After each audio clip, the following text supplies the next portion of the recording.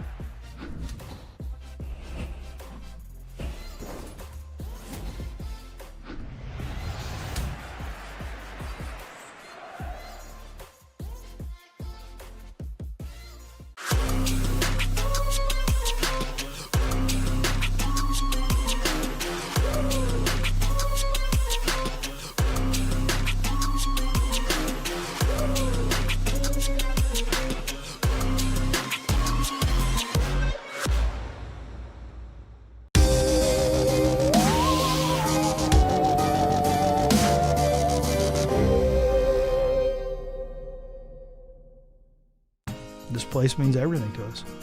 This is where we come together. We do all of our birthdays out here. We grill hamburgers and hot dogs. We eat fish. I was about to give up. I was about to think that the property wasn't going to become mine. Rural First specializes in solving the problems. I made the call, and the rest is history. It was done. It made everything easy. Questions answered, walked me through the process. It was done. When I'm here, just feel peace. That's all it means to me. Peace. They spend 3 different semesters in an agency learning real-world stuff. Then they come back to our seminar and we discuss the academic piece of that and we support them through their journey. When I started my practicum, I started working with young kids. When I got into that one-on-one counseling with a kid, I just began to kind of have a light bulb moment where everything fell into place and I could direct the conversation, I could ask questions, and I just knew that this is what my education was for.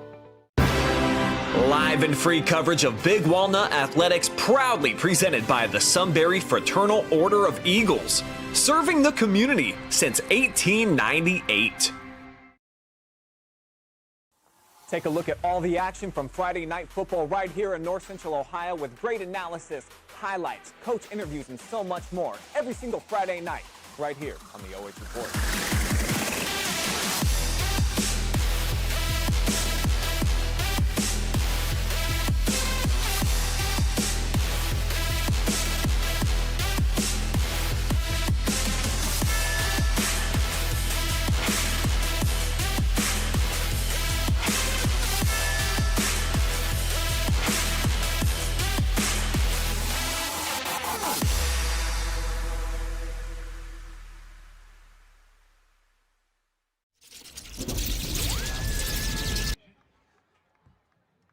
First, we'll start with our football seniors.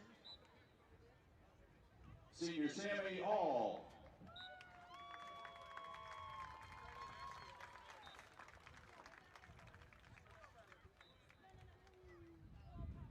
Hi, my name is Sammy All. I'm number 5. I play fullback, and I'm being escorted by my dad, Jim, stepmom Amelia, my mom, Jenny, and stepmom Erin, and my 2 younger sisters, Sydney and Katie. I've been playing football for around 12 years, and I think my favorite memory was finally getting a chance to prove myself on the defensive line last year in the playoffs. I would like to thank my mom, dad, and family for supporting me, never giving up, and pushing me to be the best, no matter how hard I push back. I will graduate high school with my Firefighter 1 and 2 certifications in my EMT. I plan to then go on and get my paramedics at Columbus State.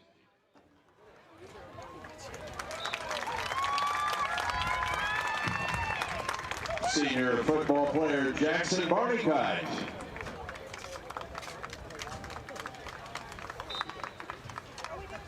My name is Jackson Barnicott. I wear number 13 and play quarterback and wide receiver. I am being escorted by my mom, Stephanie, my dad, Tom, and my brother, Zachary. I've been playing football since I was 4 years old.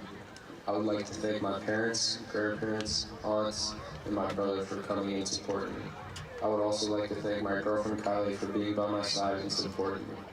My plans after high school are still undecided.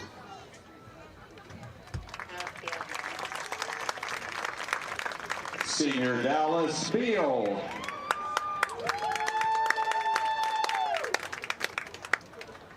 Hi, my name is Dallas Beal, number 24. I'm being escorted by my parents, Freddie and Ashley, my three brothers, Coben, Ollie, and Barrett.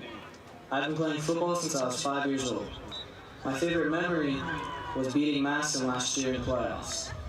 I'd like to thank my dad for being my coach growing up and always pushing me to be my best. Also, thank you my mom for being there every step of the way and always cheering for me in the stands.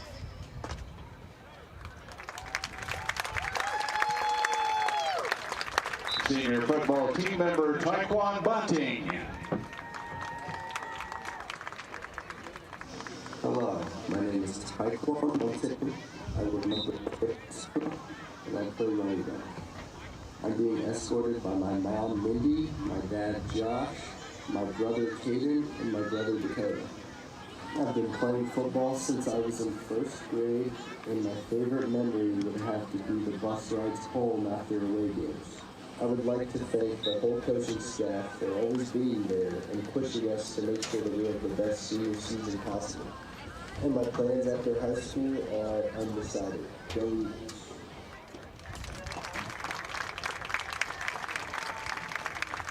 Senior Will Clausen.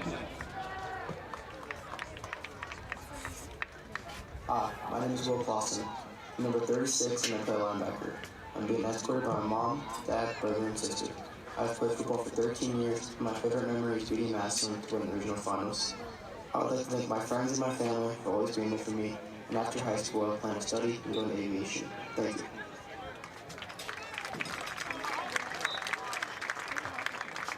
Senior Landon Doan.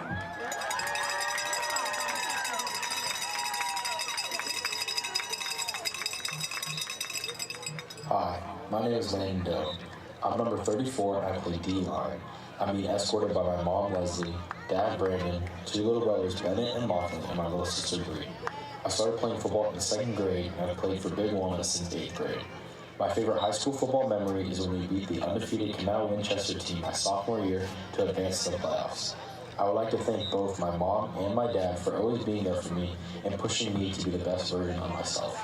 After high school, I plan to go to college and play football and get a degree in exercise science. Go Eagles.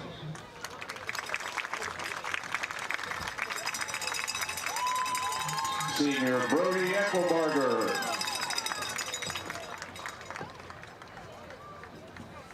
Hi, I'm Brody Eckelbarger, and I wear number 56. I play defensive line and right guard.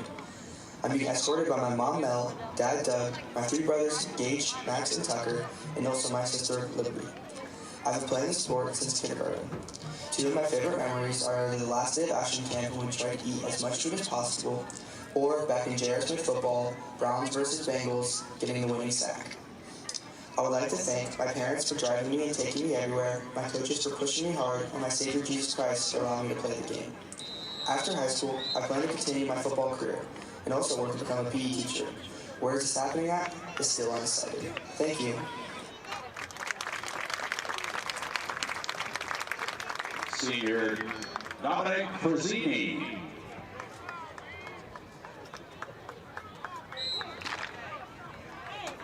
Hi, my name is Dominic Frazzini. I'm number 51 and I play on the offensive line. Tonight I'm being escorted by my mom and my dad. I started playing football in kindergarten through BWYAA. My favorite memory was probably beating Massillon last year, and I would like to thank my dad for coaching me a lot of the years that I've played, and also to all the varsity coaches for for teaching me techniques and making me better every single day.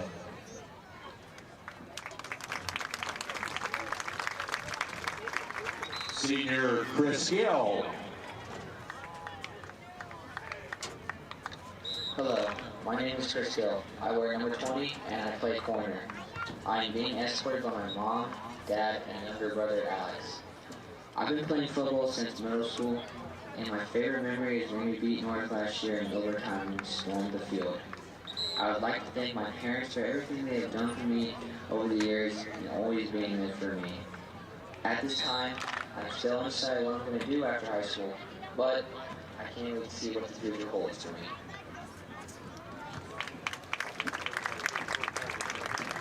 Senior Grayson Grant.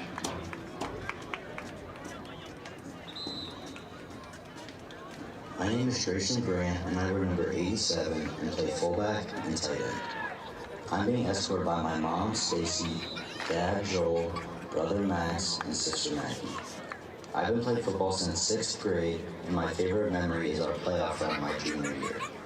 After high school, I plan on furthering my education at a university, but I'm undecided on the major I plan on studying. Thank you, and go Eagles. Senior team member Chase Griffith.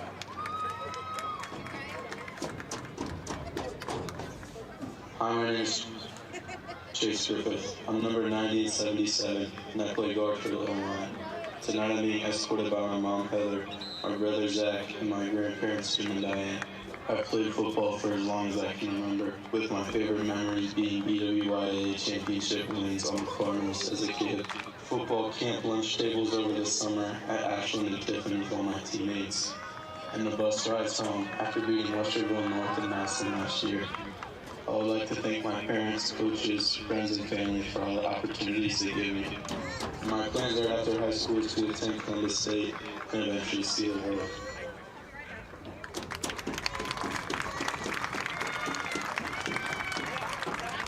Senior team member Brody Hatfield.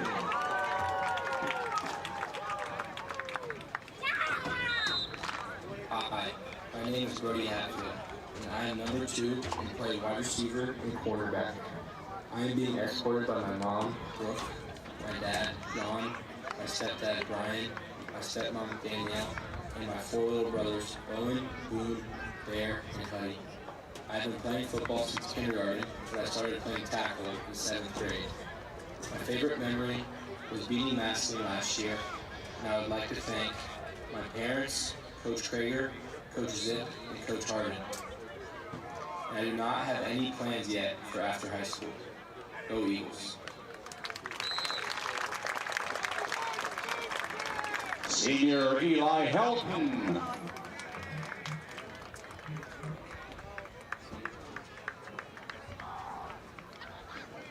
My name is Eli Helton. I'm number 22 and I play linebacker. I'm being escorted tonight by my mom, Katie, dad, BJ, brother, Ethan, and sister, Eva. I've been playing football for 13 years. My favorite memory is beating Maston, Washington my junior year. I'd like to thank my family, friends, and coaches for shaping me into the person I am today. Plans after high school, pursue my academic and athletic career at the collegiate level.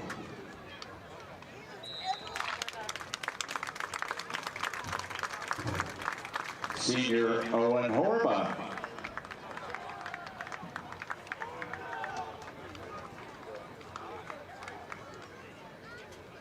Hi, my name is Owen Horba. I am number 21 and I play corner. I'm being escorted by my mom, Emily, my dad, Brian, my brother, Kane, and my brother, Aiden. I've been playing football since 2nd grade. My favorite memory is our Final Four run my junior year. I'd like to thank my family, coaches, and all my teammates. After high school, I plan to attend Columbus State and join the Columbus Fire Academy. Thank you.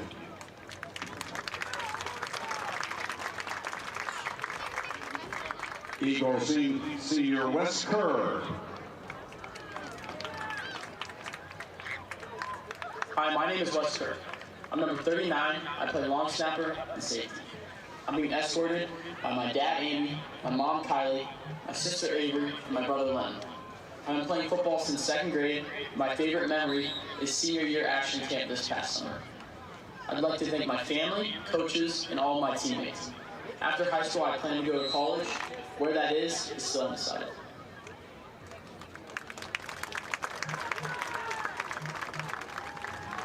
Senior Eagle Jake Neff.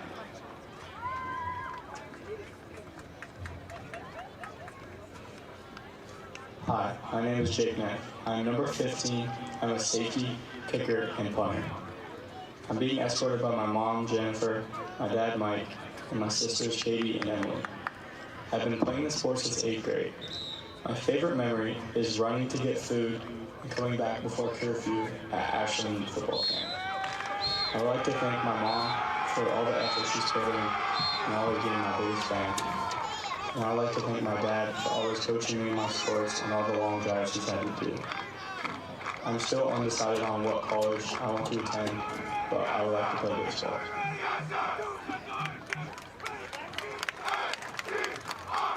Senior Jackson Parsons.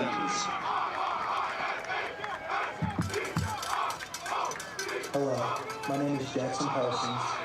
I wear number 75 and start as the right offensive tackle.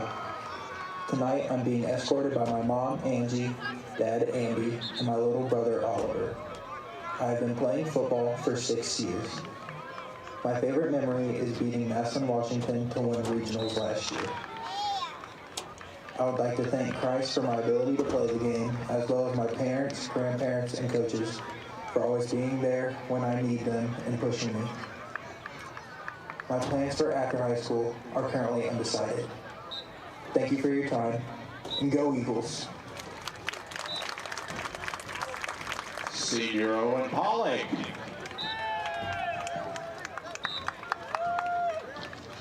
My name is Owen Pollock. I wear number 0 and play tight end. I'm being escorted by my mom, Angie Hamburg, my dad, Dan Pollock, and my siblings, Olivia and Carson. I've been playing football since kindergarten. My favorite memory is when I scored a touchdown and we beat Westville South my junior year.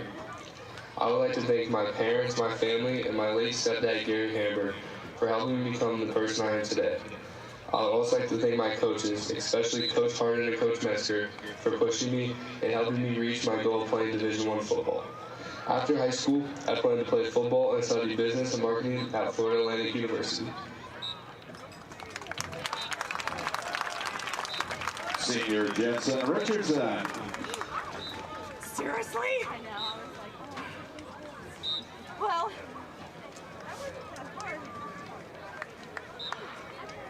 but I'm out of breath.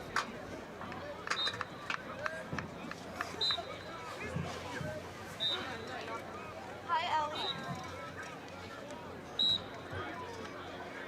This is so sweet.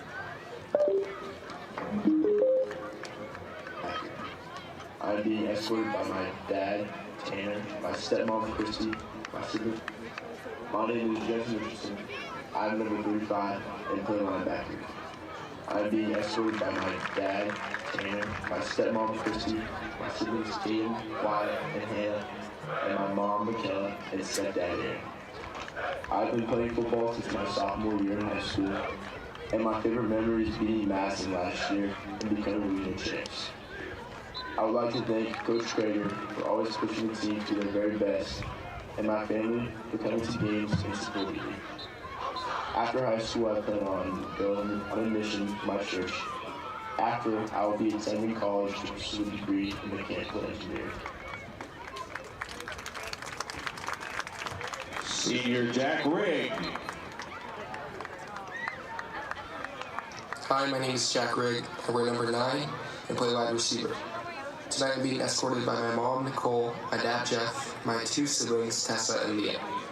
I've been playing football since the 4th grade, and some of my favorite memories were the nights we got to spend in the dorm rooms at Ashland this past summer. I would like to thank all my coaches and family members for always being there for me and giving me such a great opportunity this year. After high school, I plan to go into pre-med, but I'm currently undecided on where I will continue my education. Go Eagles!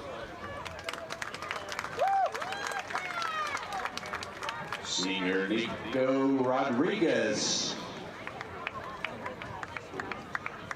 My name is Nico Rodriguez. I wear number 55 like Hawkins. I'm being escorted by my dad, my mom, and my younger brother. I've been playing Big Walnut football since I've been in 5th grade. My favorite memory was beating Madison, Washington in the playoffs last year. I would like to thank my parents and coaches for supporting me and always pushing me to be my best. After high school, I plan to attend the University of Cincinnati to study exercise science. Senior Charlie Scarborough. Hi, my name is Charlie Scarborough. I am number 25 and I play defensive end. I'm being escorted by my mother Chastity, my father Scott, and my brother James. I've been playing football since the 8th grade. My favorite memory would have to be when we played Berkshire in 8th grade and we won in a close game. I would like to thank my parents for helping me get through high school and keep my head on straight. My plans after high school is to attend trade school and hopefully become an electrician. Go Eagles. Senior football player Clint Silver.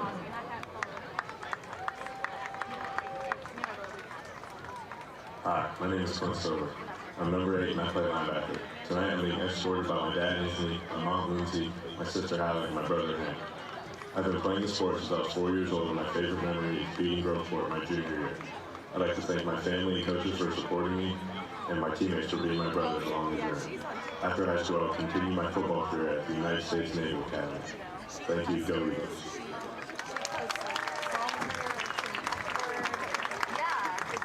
Senior Brady Taylor.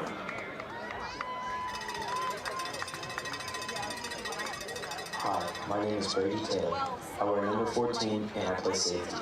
Tonight I'm being escorted by my mom Bree, my dad Will, and my sister Timmy.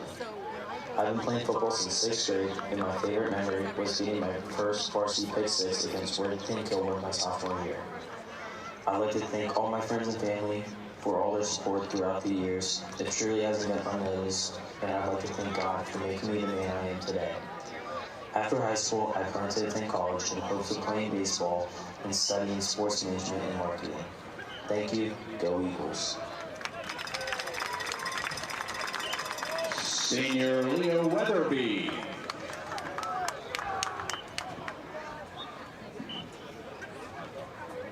Hi, my name is Leo Weatherby.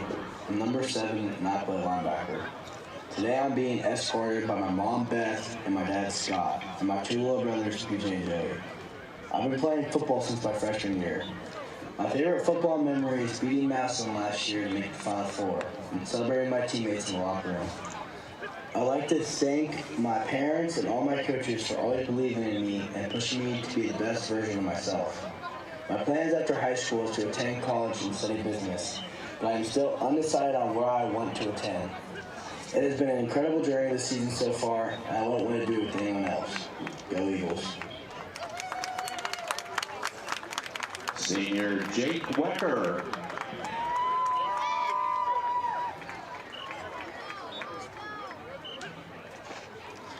Hi, my name is Jake Wecker. I wear number 66 and I'm on the O-line at left guard. I am being escorted by my family members, my mom Kendra, my dad Andy, my sister Madeline, and my older brothers Grant, Cole, and Zach. I've been playing for 6 years since 7th grade. My favorite memory is going to Waffle House after every game with some of my best friends and teammates.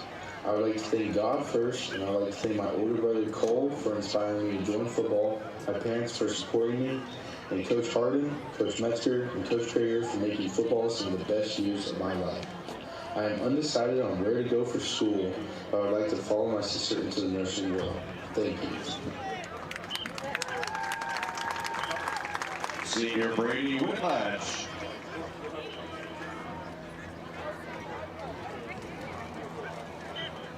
Hi, my name is Brady Whitlatch. I wear number 19 and I play corner. I'm being escorted by my mom Amy and my dad Brad. I've been playing high school football for 2 years, and my favorite memory is when we beat Madison. I would like to thank my friends for getting me to join the team, my parents for always being there. After high school, I plan to attend college, but I'm undecided on where I want to go. Thank you.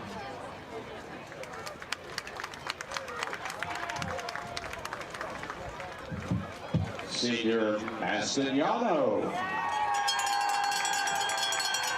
Hello, my name is Mastignano. I wear number 53 and I play nose guard. Today I'm being escorted by my mom, Christy, and my dad, Scott. I've been playing this sport since the first grade, and my favorite memory was beating Mass in Washington. I would like to thank my family, coaches, and friends for always having my back and believing in me. After high school, my plans are going to the Fire Academy.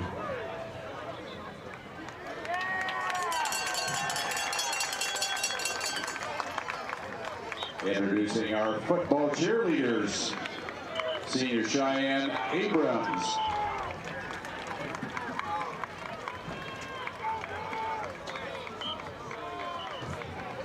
Hi, my name is Cheyenne Abrams. I'm being escorted by my parents, Shane and Micah, and my brothers, Peyton and Shane. I have been cheering for 14 years, and my favorite Big Walnut cheer memory is winning game day states freshman year, and being the first team in school history to compete at nationals. I would like to thank my parents and the Eckelbergers for supporting me the most, and most importantly, my cousin Lily and Chesney for keeping me going. After high school, I plan to attend Salon Institute to pursue cosmetology. Thank you, and go Eagles.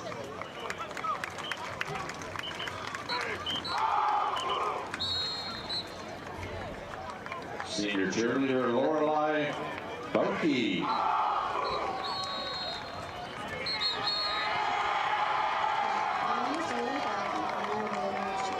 I'm being escorted tonight by my mom, Kristen, my dad, Matthew, my sisters, Madison and Ellen, and my brother, Marshall. I have been cheering for over 13 years, and one of my favorite memories was cheering for Western Wolfgang last year. I want to thank Peyton, my teammates, and my best friends for making every moment unforgettable. I'm grateful for all my coaches, especially Coach Laura and Coach Ryan, for always believing in me and helping me grow, not just as a cheerleader, but as a person. I also want to thank my Lord and Savior, Jesus Christ, for guiding me every step of the way. Most of all, thank you to my family, especially my parents. Your constant support and encouragement would be my answer to that. After high school, I plan to pursue a degree in sports management, attend law school, and one day become a school teacher. Senior Maddie Clever. Hi, my name is Maddie Clever. Tonight, I am being escorted by my mom, Marissa, my dad, Chris, and my mama, Marie. I have been cheering for the past 4 years. One of my favorite memories was playing granny at UCA camp at Great Wolf Lodge with my best friends, and getting new stunts with my stunt group this year. I would like to thank all of my coaches throughout the years. Coach Conley, Coach Betts, Coach Bella, Coach Locks, Coach G, and Coach Steven. I would also like to thank my parents for being my biggest supporters, and my mama for always being my #1 fan. You can't miss her wearing all of the pins of me in a shirt with my face all over it. I'd also like to thank my friends Kira, Brianna, Audrey, Reagan, Victoria, and Ava, my family, my best friend Nate, and everyone who has supported me along the way. After high school, I am attending Hawking College to continue my softball career and get a degree in natural resources law enforcement with my goal of becoming a game warden. Thank you, and go Eagles. Senior cheerleader Leah Evans. Hi, my name is Leah Evans, and tonight I will be escorted by my parents, Christina and Brian Evans, as well as my siblings, Lily, Lacey, and Cole. This is my 7th and final year of cheering, and it's been such a joy. My favorite and most rewarding memory was winning states my freshman year. I would like to thank Jesus for being my rock through every high and low, and my best friend Landry for sticking by my side through both cheer and life. You never fail to make me laugh, and our friendship means the world to me. And to my parents, thank you for always believing in me and for your endless support. I wouldn't be who I am today without you both. After high school, I plan to further my education at the college level to pursue my dream of becoming a nurse. I'm excited for what's ahead and thankful for all that brought me here. Senior Kyra Holmes. Hi, My name is Eli Helton. Today I'm being escorted by my mom Stacy, my dad Sean, my sister Megan, my brothers Cody and Tristan, my sister-in-law Madeline, and my boyfriend Matthew. Actually, since I was 5 years old, and I've been cheering for football for the past 4 years. One of my favorite memories was playing granny with my best friends at OCC-Camp and also beating Madison last year. I would like to thank my coaches and past coaches, Coach Betts, Coach Bella, Coach Tommy, Coach Steven, Coach Ross, and Coach G. I would also like to thank my biggest supporters, my boyfriend Ethan, my best friends, Maddie, Vic, Audrey, Reagan, Ava, Brianna, Nat, and Izzy. My hitting coach Melissa, my stunt group, my family, and most importantly, my #1 fans, my parents. After high school, I plan to continue my softball career and study business. Go Big Nat! Senior Landry Meininger.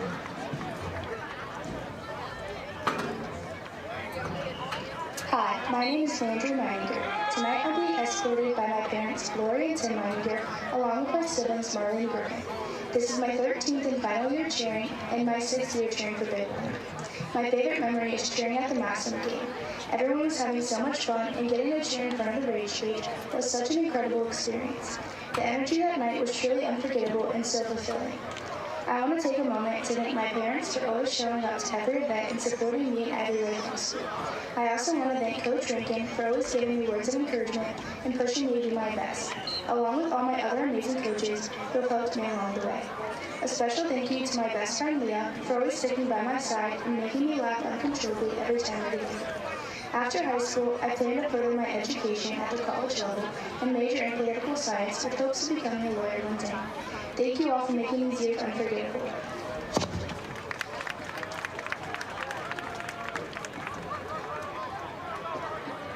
Victoria Razor. Hi, my name is Victoria Razor. Tonight I'm being escorted by my mom, Jen, my dad, Dan, my brother, Ryan, and my sister, Olivia. I have been cheering for 6 years, and my favorite memory was going to Nationals last year. I would like to thank my family for always supporting me and being my biggest cheerleaders. I want to thank Stephen Green, Lauren Galloway, Jordan Hoffner, and Kristen Carty for always encouraging me, teaching me to be a better cheerleader and a better person, and overall always believing in me. I especially want to thank Brooklyn Snyder for always being by my side and being the best friend I could ever ask for. After high school, I plan on taking my state board test to earn my cosmetology license and hopefully start working in the salon nearby.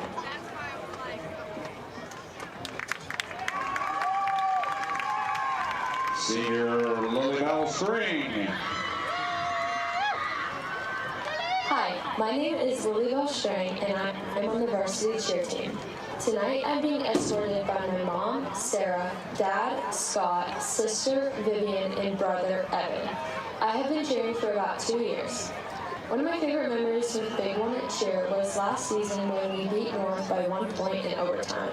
All of us cheerleaders got to huddle on the track by the end zone and watch our football team score the game-winning point. We all started hugging, jumping, and screaming, and it was just such a fun and memorable game. I also love being able to experience my last year Big Walnut cheer with my sister. I would like to thank the whole Big Walnut cheer program and coaches for welcoming me with open arms and giving me room to grow. I would also like to thank my parents for supporting me in everything that I choose to do. After high school, I plan to attend college and major in exercise science to eventually earn my doctorate in physical therapy. I also plan to continue my dance career on a collegiate dance team.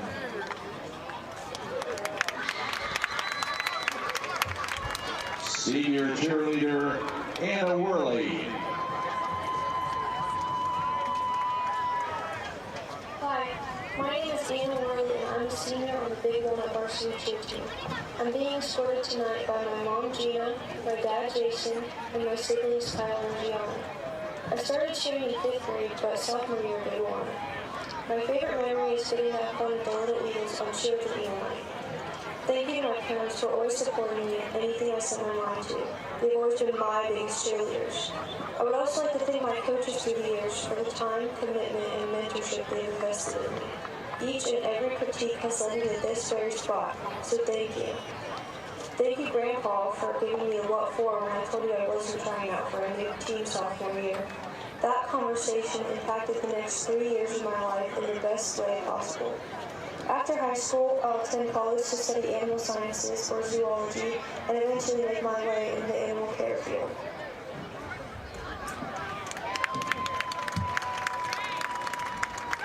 Our last group are senior band and color guard members. Kara Alexander.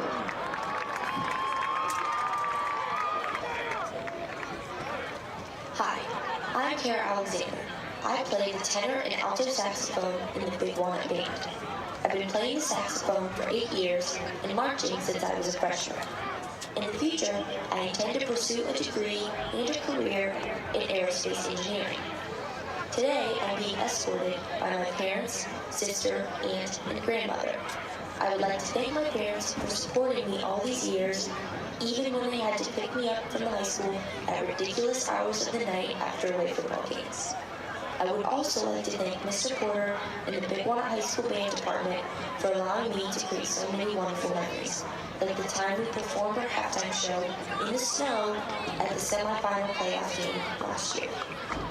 Tonight, I wish the very best future for my 2026 graduate classmates.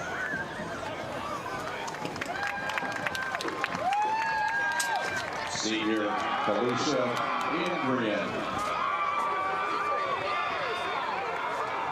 Andrew, and tonight I'm being escorted by my parents, David and Stephanie, and my oldest brother, Camden, who's currently serving in the U.S. Navy. My other brother, Dawson, is a junior at Muscatine University. I've been in band for 8 years and in drumline for 4. I'm currently a part of national and math honor societies, a co-captain of the high school swim team, play club soccer for Polaris SC. After high school, I intend to major in animal science following a pre-veterinary program. I want to thank my family and closest friends for making music enjoyable and supporting my current and future aspirations.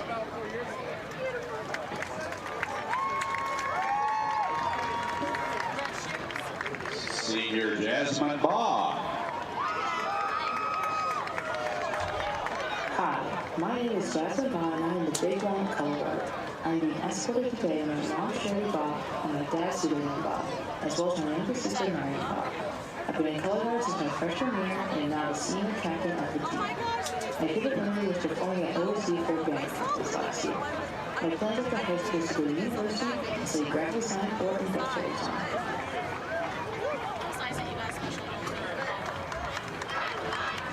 Senior Rory Birch.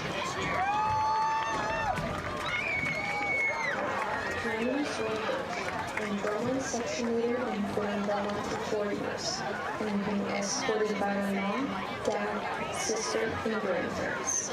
My favorite memory is performing in the horseshoe at Ohio State. I would like to thank my percussion instructors Bailey Scholl and Caleb Mason for helping me to grow to where I am today.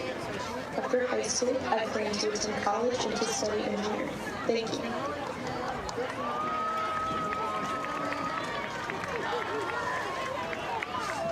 Connor Chadwick.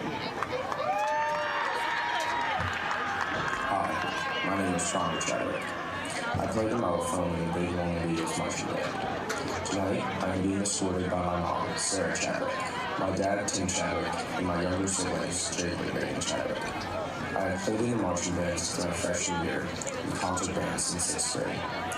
My favorite memory in band has been playing music on the bus rides before and after games and competitions. I would like to thank Mr. Porter, Mr. House, and Mrs. Houston for helping me throughout my high school music journey, and for my parents and older siblings for shaping me into the person I am today. After high school, I plan on going into trades, although I'm not 100% certain on what I want to do yet.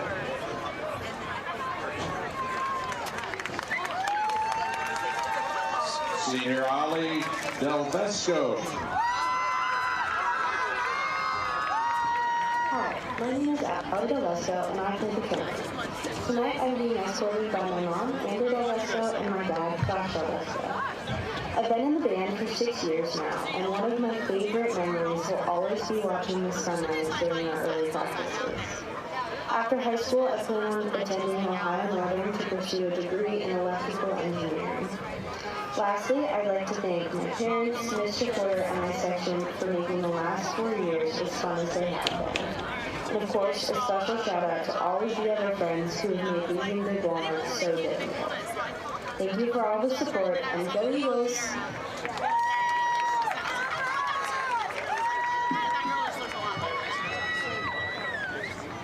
Senior Grace Dorston. Hi, my name is Grace Dorston, and I am currently a member of the Big Walnut Marching Band. Tonight I am being escorted by my dad, Sean, my mom, Joy, and my 4 younger siblings, Claire, Christian, Isaac, and Levi. I have participated in band for the past 7 years, having played the trumpet since 5th grade. My favorite memory from band is watching our football team beat Massillon, Washington, and making it to the state finals last season.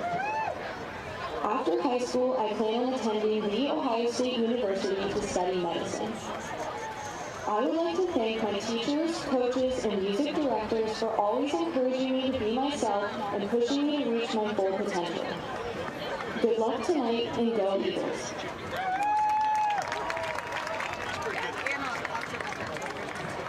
Lillian Hohenbrink. Hello, my name is Lily Hohenbrink, and I play the flute in band. I'm being escorted by my mom, my dad, and my sister Leah. I've been playing flute since 5th grade, and overall, I think my favorite memory is all the late night football games. Therefore, I'd like to thank all those people for making my nights so enjoyable. After high school, I plan to go to college in a design-related field, possibly Miami University or Ohio University, since it's something I really enjoy. Thank you.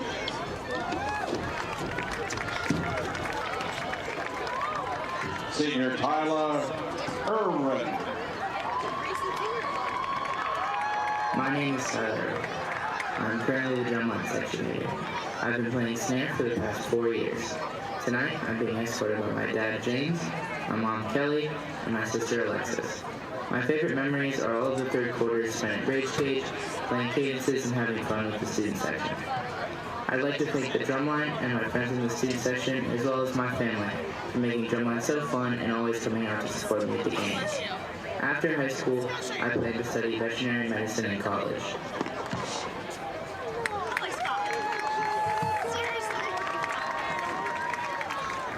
Sahana Kumar. Hello everyone, my name is Sana Jayakumar. Today I'm being escorted by my dad, Jayakumar Baker, my mom, Radha Kumari, and my younger sister, Hasini Jayakumar. I moved to Big Walnut in my sophomore year in high school and was part of the color guard for 2 years. My favorite memory is going to the OC band regionals and performing at the show. I'm part of the senior class cabinet, Team Impact, DECA, and all-girls dance team at OSU. My plans after high school is to go to the Ohio State University to double major in finance and accounting and pre-law line, and go to law school to earn my Juris Doctor degree as well as master's in finance. Thank you, go Eagles. Mia Lumbra. Hi, my name is Mia Lumbra, and I have been playing the clarinet for 8 years. Tonight, I am being escorted by my dad, Craig, my mom, Lindsay, and my brother, Layton. My plans after high school are to go to college down south, where I want to study sports management and public relations. My favorite memories are all of the bus rides and getting to spend time with my friends in and outside of school. I would like to thank my family for always coming to the games and supporting me, and the amazing friends that I have made for making this experience unforgettable.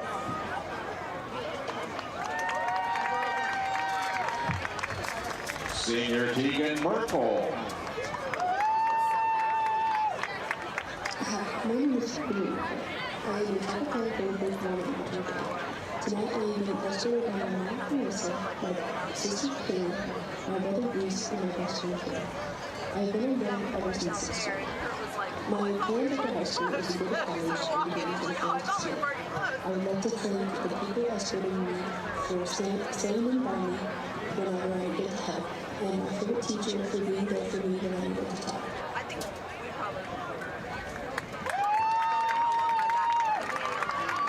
Delaney Raines. Hi, my name is Delaney Raines. I played the flute since 6th grade in the band. I'm being escorted by my mom, Allison, and my dad, Ron. My third memory is all the bus rides with my friends to football games and competitions. I would like to thank my family for all the support and turning up to all their games and competitions. After high school, I plan to study medical laboratory science at an unaffiliated college for this first summer. What do you have? Oh, perfect. Senior Nico Rinaldi. Hello, my name is Nico Rinaldi, and I play sousaphone in the Big Walnut marching band. Tonight, I am escorted by my mom, Amy, my dad, Mark, and my two brothers, Marco and Rocco. I've been marching in the high school band since my freshman year. My favorite memories are having fun and spending time with my friends at each and every football game. I would like to thank my parents for supporting me, my friends for making the years enjoyable, and most of all, Mr. Porter. As an athlete of a fall sport, your patience and flexibility with me truly means more than you know, and I am grateful to have had you as my band director all these years. After high school, I plan to go to college and pursue a medical career. Thank you. Go Eagles.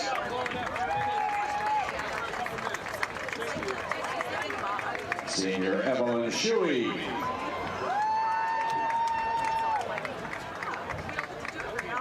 Hi, my name is Evelyn Shoy, and I play clarinet in the Big Walnut Marching Band. I am being escorted by my parents, Angie and Darren Shoy, and my sisters, Sophie and Rachel Shoy. I have been in band since 5th grade, and my favorite memory was watching Big Walnut beat Massillon, Washington last year 14-7. My plans after high school are to go to R9 to get my Bachelor of Science in Nursing in hopes of becoming a pediatric nurse practitioner. Thank you to everyone who has supported me these last 8 years, including my directors, family, and friends I've made along the way. Go Eagles. Senior Natalie Sloan.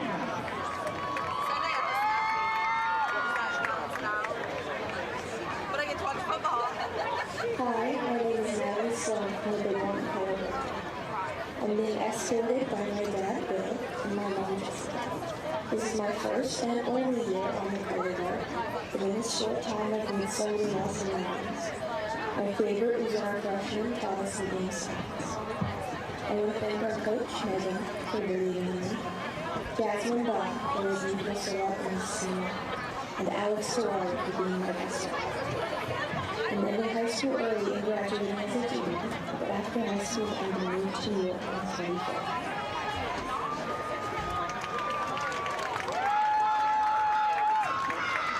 Senior Alex Hawari. Hi, my name is Alex Hawari. I wear number 16, and I play outside linebacker. In band, I play the baritone sax. Tonight, I am being escorted by my mom, Carrie, my dad, Anand, and my sisters, Elena and Ashley. This is my first year playing football in my 8th year in band. My favorite memory from football is celebrating after Delaware game, and in band, it was performing in the horseshoe. I would like to thank my coaches for allowing me to play my final year of school and giving me the chances they had, and Mr. Porter for supporting me all through high school. After high school, I plan on continuing my football and band career at Ohio Wesleyan University with an undecided major.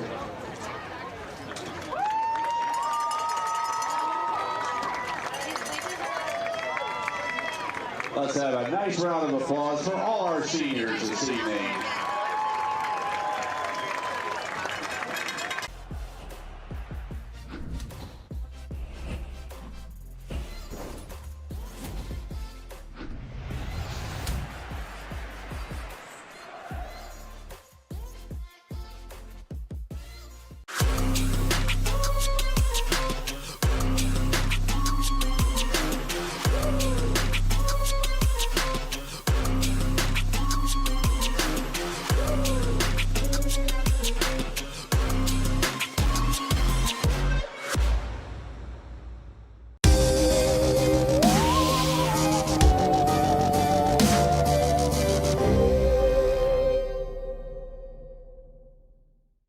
This place means everything to us.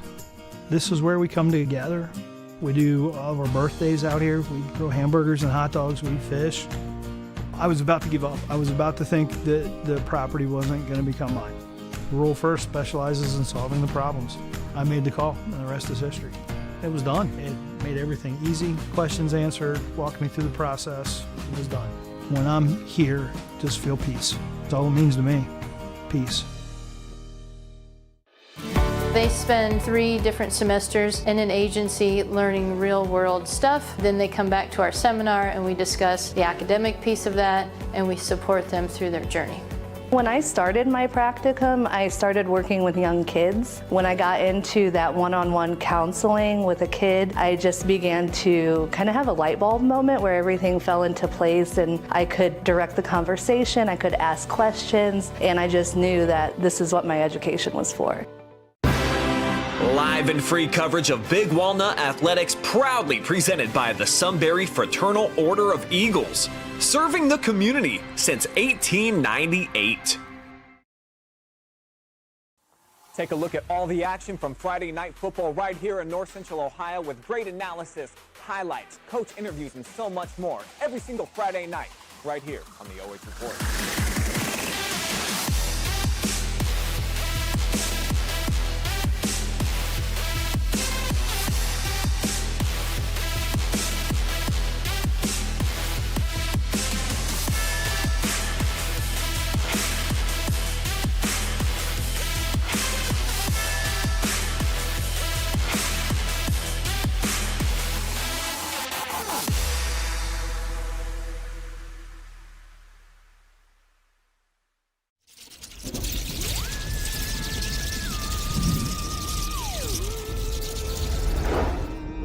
Happy Halloween!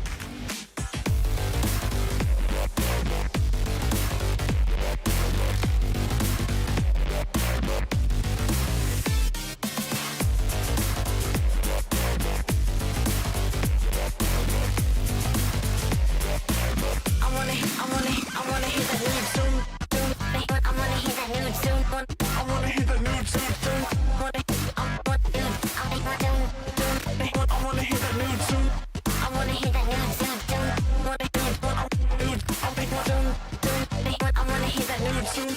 I wanna hear that new tune.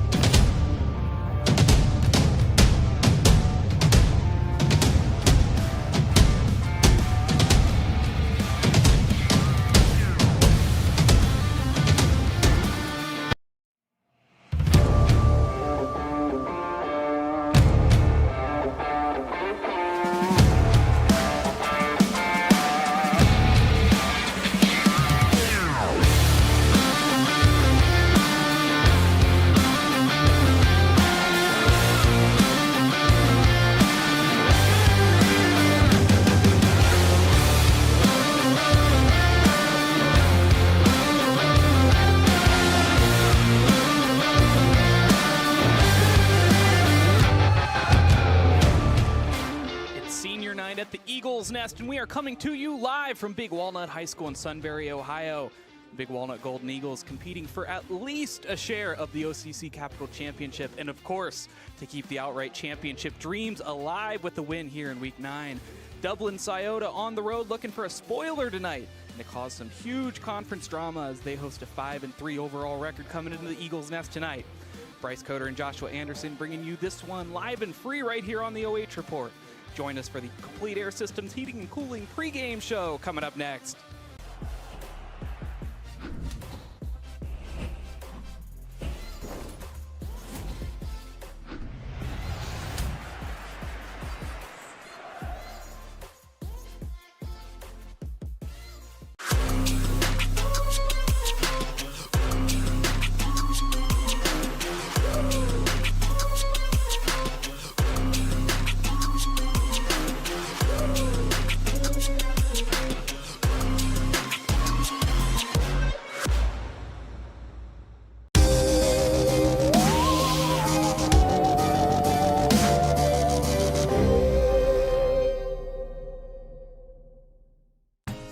place means everything to us. This is where we come together. We do all of our birthdays out here. We grill hamburgers and hot dogs. We fish. I was about to give up. I was about to think that the property wasn't going to become mine. Rural First specializes in solving the problems. I made the call, and the rest is history. It was done. It made everything easy. Questions answered, walked me through the process. It was done. When I'm here, just feel peace. That's all it means to me. Peace. They spend 3 different semesters in an agency learning real world stuff. Then they come back to our seminar and we discuss the academic piece of that and we support them through their journey.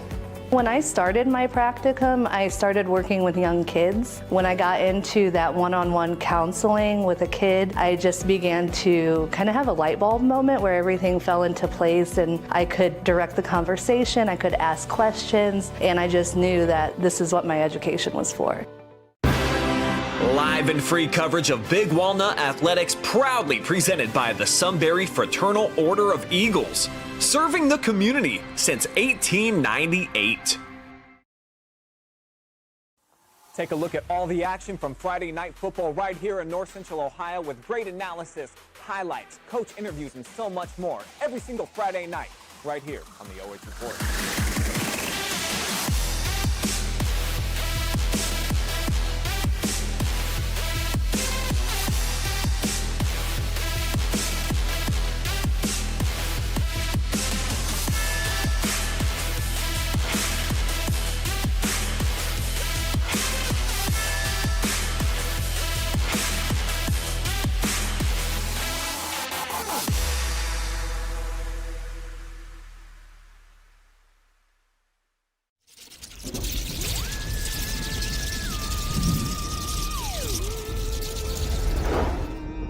Happy Halloween!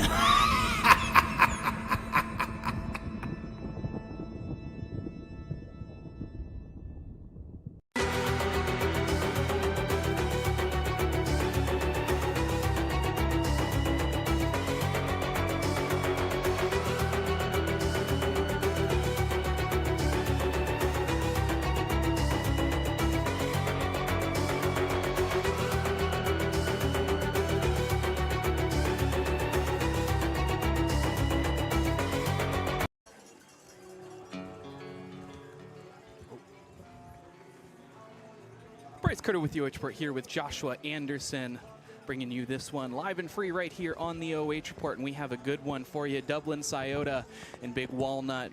Big Walnut, of course, cruising so far on a 7-game win streak after going down week 1 to Bishop Watterson.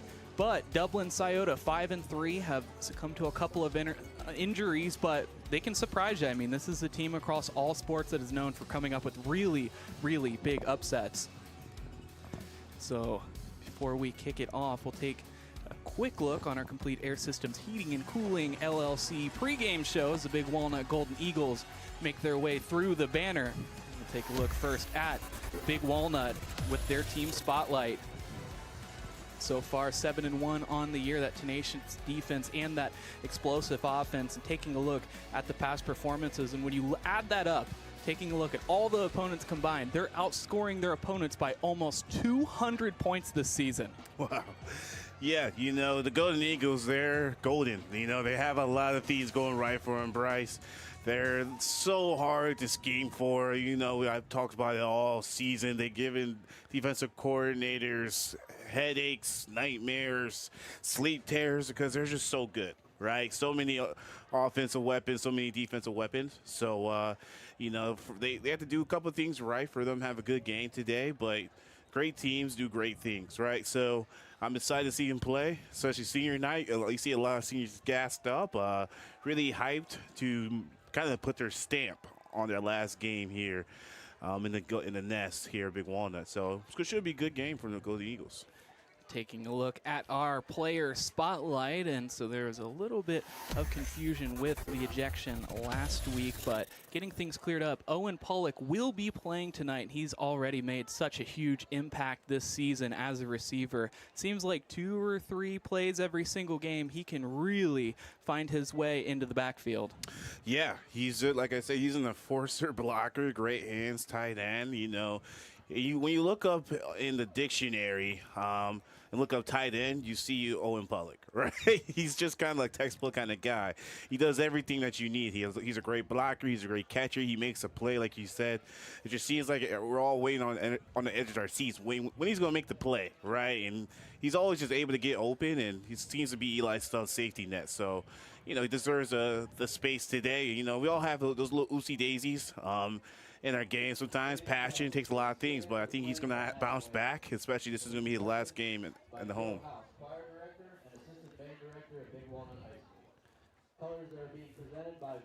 So we will take a quick break for the national anthem.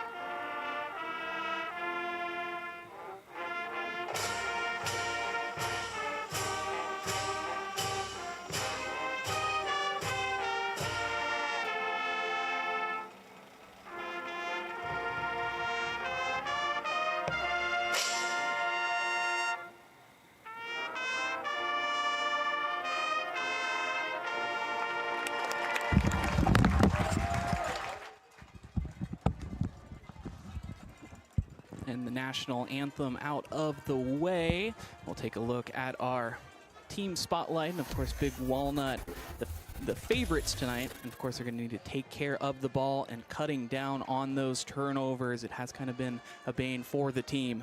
Definitely, right? Like you said, they're the favorites for tonight. And like we said, like in the last game, they're going to need to fine-tune some things because, in a couple of weeks, it's looking like they're going to be in the playoffs. And when you play great teams, you can't have those silly mistakes as turnovers, false starts, or anything in that nature. So they take care of the ball, cut down the turnovers. That's what I want to see from them tonight, Bryce. Being able to take a step forward, being a good team to a great team. So taking a look at our team spotlight for Dublin Scioto. They're the ones making the trip tonight as the away team. And they have that diverse offensive attack. Of course, had a couple of injuries, particularly at that quarterback position. But, I mean, they can spread it out just as well. They have a rowdy defensive attack as well. Taking a look at some of their past games, I mean, they've been solid. Definitely. Just seems like they kind of lost some heartbreakers and kind of just, had a couple missteps throughout their season. But that's okay. You know what I mean? Especially you have your away team coming in on senior night. There's a lot of things you want to do.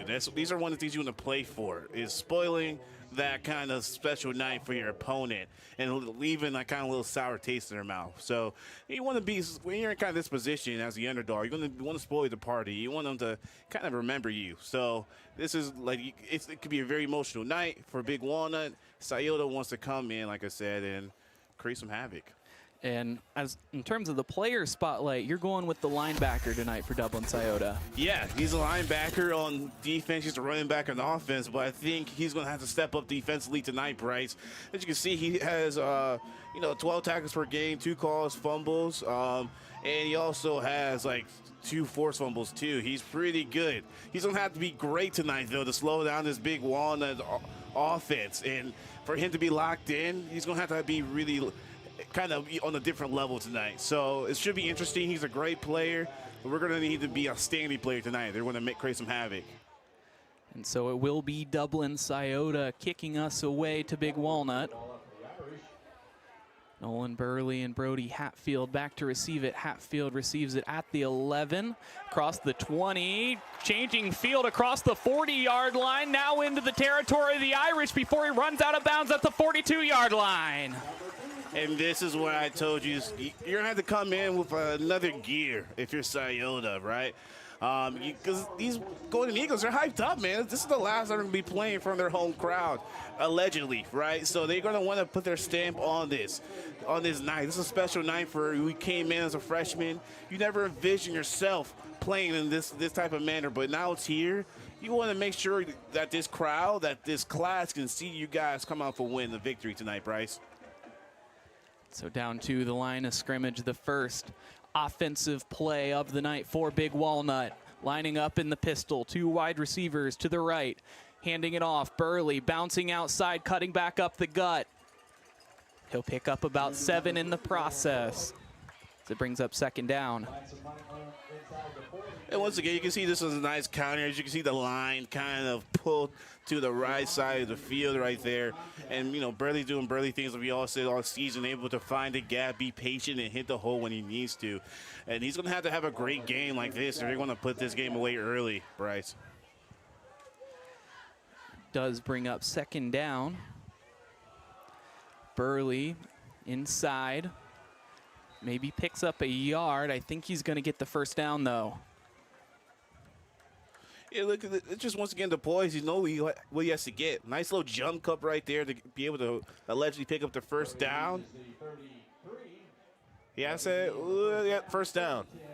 So, you know, once again, it seems like this Golden Eagle offense, they're not playing around. Coming off first 2 plays, making a push, making an impact early onto this game, Bryce. Love to see it.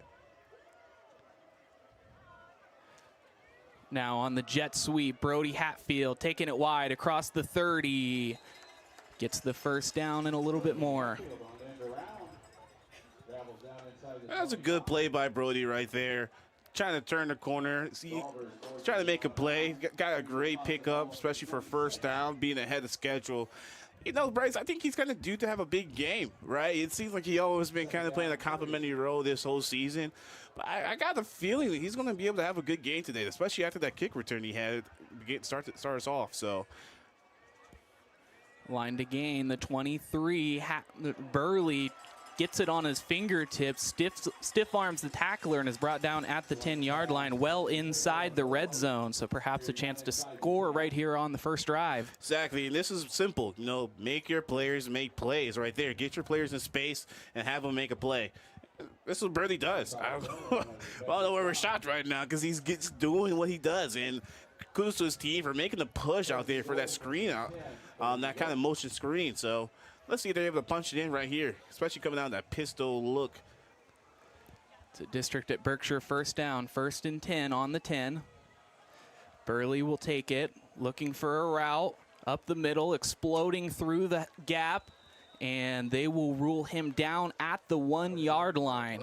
In search of his 19th touchdown of the season, they'll rule him just short. And geez Louise, Bryce, it seemed like this Big Walnut offense just got off of work because they're just straight to business, right?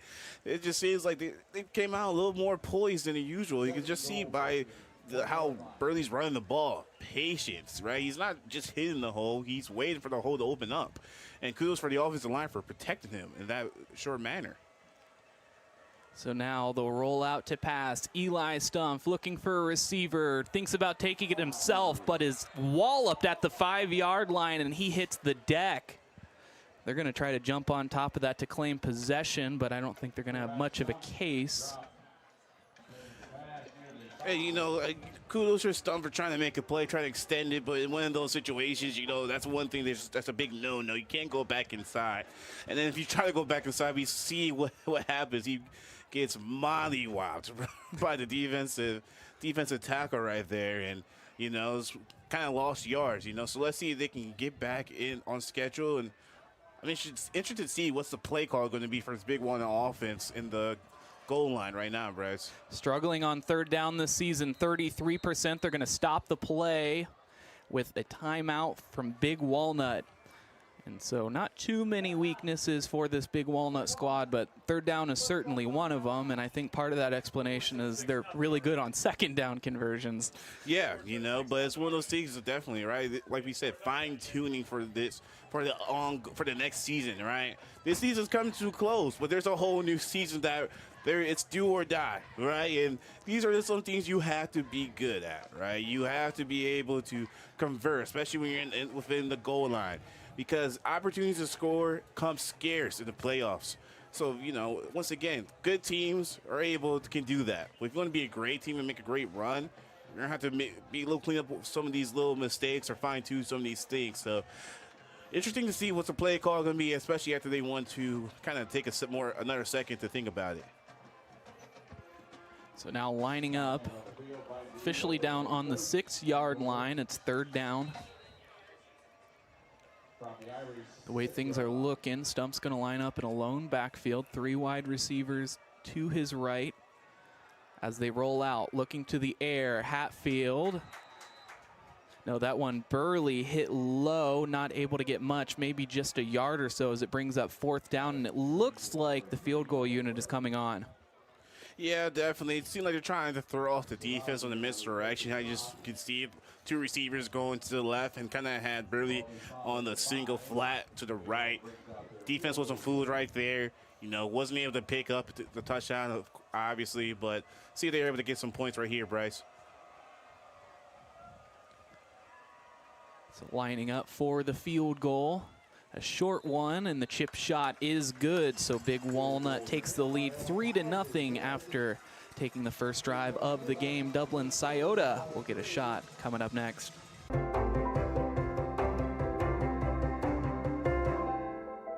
Find more than a place to rent. Find a place to call home with the Champion Companies. Be part of a community where our team goes above and beyond because we want you to love where you live. Visit livewithchampion.com now and see how you can make the district at Berkshire your new home.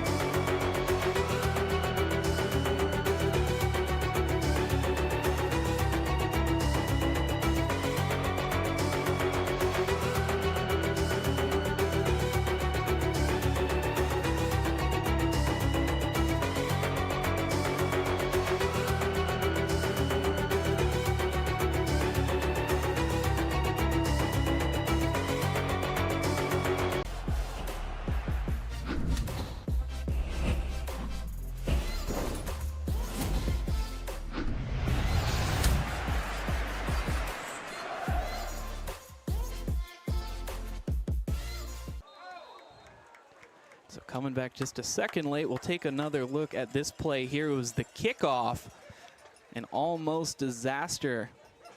Fielded right around the goal line at the 4, has some trouble with it and slammed at the 14-yard line. So Dublin Scioto will start with weaker field position. Yeah, you know, especially towards the end of the season, Bryce, you got to be able to field that, right? That was a simple kickoff. You have to be able to field. You know, I know it's easier said than done, but you know, setting your offense back within their own 20, that's never a good start, especially when you're on the road being an underdog. So at the 9 is where they roll him. Lining up in the pistol, they'll hand it off up the gut. Not much of a gain, it'll just be a few. And once again, look at that defensive line. As soon as they hike the ball right there, all the offensive linemen are in the backfield. That's never a good start, you know, but hopefully the Scioto is able to get a push here, but not much on that first play, Bryce. So after the handoff to Williams, they'll look to the air, looking deep, and it's way over the head of the intended receiver by about 8 yards. The receiver there, Paul Salters, is who they were looking for. And yeah, it seemed like as soon as he caught it, he had a very short read and kind of threw it up there. Don't really know what he was looking at. He was kind of double covered, but maybe that was just one of those script plays that we just don't know about, right? So it's 3rd and 9 on the 11-yard line. They'll need to make it up to the 20 as they hand it off to Williams with a full head of steam. He'll pick up about 4 yards, but be brought down about 5 yards short of the first down marker. We'll see if they stick with the 3 and out, and they do. The punt squad coming on. And yeah, it's gonna be a quick 3 and out. Once again, like, you know, it all goes back to that kick return. You know, when you're not able to really get as much space as you want, kind of limiting your play calling, not able to take the risk you want to. So, you know, 2 runs and a quick pass, you're going to be out there pretty quickly. So let's see if their defense can kind of contain this Big Walnut offense again. So the punt is a line drive, but it's a spiral, petering across the 50-yard line and sits right on top of it as they pick it up. Big Walnut will start neutral territory. And Bryson, like, we just seen this so many times throughout the season. It's just as a recipe for disaster for the opponents, right? Giving the ball back to this offense so high-powered in neutral field, you're kind of already doing the hard work for them, right? They're already kind of knocking on your territory of the field. So putting your defense in a very awkward spot. Let's see if they're able to respond. You know, adversity is the name of the game of football, but as we've seen before, this is not really a recipe for success, especially against this Big Walnut offense, right? Such a solid squad. Such a solid squad, and a lot of weapons to be used and utilized, and it kind of opens up the playbook for the coaching. So now Burley will look to the ground at the line of scrimmage. It'll take 5 jerseys to rule them down, but it'll bring up 2nd down after no gain. And this is a great flow by the Irish right here, right? Being want to slow them down. That's what you have to do, but you can't just do it once. You got to do it consistently. And so far, so good, able to kind of put a lid on Burley. But let's see what the play calling is going to be for the 2nd down.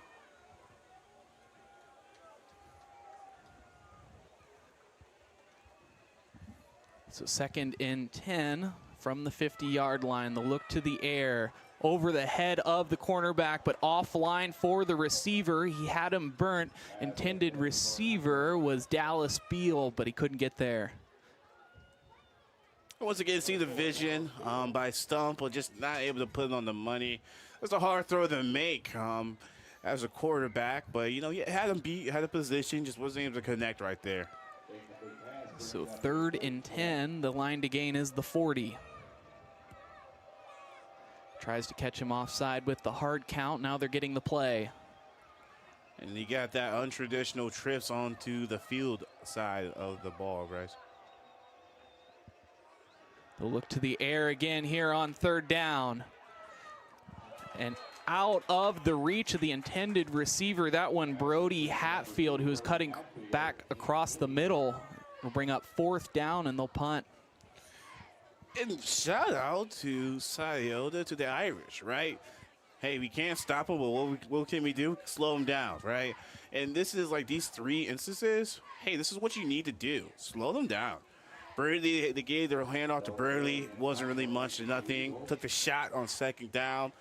Didn't materialize anything. And that 3rd down, being able to get enough pressure to make Stump uncomfortable, to not able to plant his feet to make a good throw. And Burley's going to take it himself. Oh, no, has to get 10 yards. He's gone. Oh, goodness gracious. gracious. Up to the 20-yard line, so a 30-yard gain off of a punt attempt. Haven't seen that so far this season. Saw it a couple of times last year, but it tricks them. Oh, man, listen, everybody was tricked. He had everybody looking at the concessions, about to get something to eat. And here goes Burley, able just to tuck it and run, right? Able to get a smooth 38 yards on that pickup right there. Makes it a district at Berkshire 1st down as they are knocking on the door of the red zone. Wow, that is special play calling right there. Catching everybody off guard. They'll line up in the pistol, utilizing Burley again. Slipping outside, looking towards the pylon, unobstructed for the touchdown, his 19th of the season. All right, number 19 for Burley. And once again, how many touchdowns can we count where he wasn't able to be touched, right? Great field vision, great push by the offensive line. Coming into the game with 1,249 rushing yards tonight. Jeez Louise, that's a great running back. Great offensive line. It takes teamwork to make the dream work, Bryce. And with that, here in Week 9, Nolan Burley has tied his rushing touchdown total from last season. Oh, wow.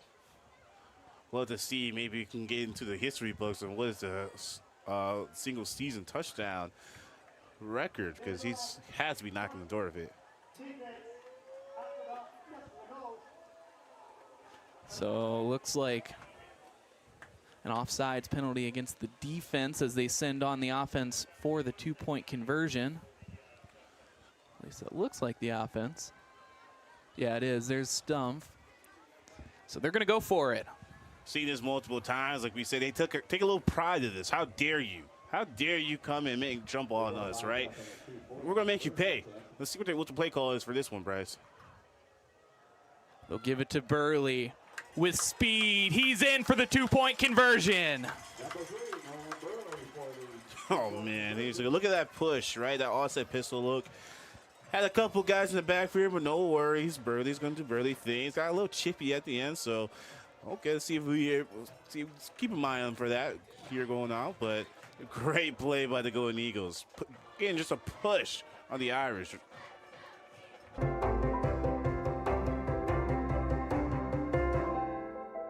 Find more than a place to rent. Find a place to call home with the Champion Companies. Be part of a community where our team goes above and beyond because we want you to love where you live.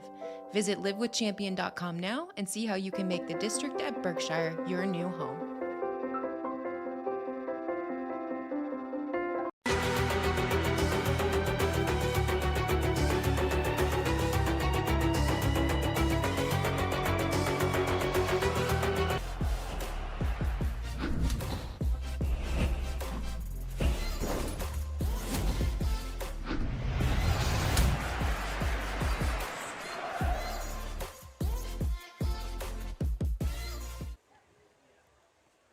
Big Walnut on the board once again here in the first quarter, this time with a touchdown and a 2-point conversion to boot. So 11-0, not too often you say that for a football score. Received at the 8-yard line, has a little bit of space he's operating with, shakes off the tackler on the spin move, and he's down right around the 27-yard line. And that's where the Irish will begin their second drive of the game. Good bounce back by the kick return right there. Looks like he had a full head of steam right there. Try to make a play, bounce one, kind of 2 tackles bounce off him right there. So let's see how the momentum carries over from the kick return, right? See what this Irish has. Down 2 possessions early on to this first quarter. Not ideal. Let's see if this changes kind of like what they want to do for their mantra, for their play calling, and I'm interested to see. Denzel in at quarterback, puts a man in motion.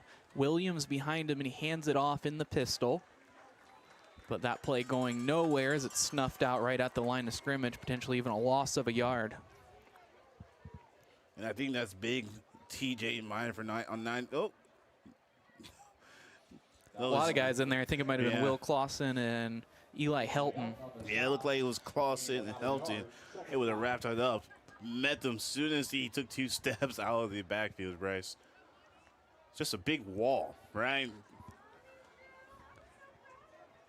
Once again, out of the pistol, but with 4 wide receivers looking to the air, way over the head. Brody Hatfield tracking it down. Brody Hatfield intercepts it with a couple of blockers ahead of him. About 5 of them crosses the 30-yard line. Now the 20 in search of the pick 6. Scoots and jumps into the end zone for a touchdown. Brody Hatfield. All righty. Ain't nothing like a big walnut party because a big walnut party don't stop. Woo, all right, I told you.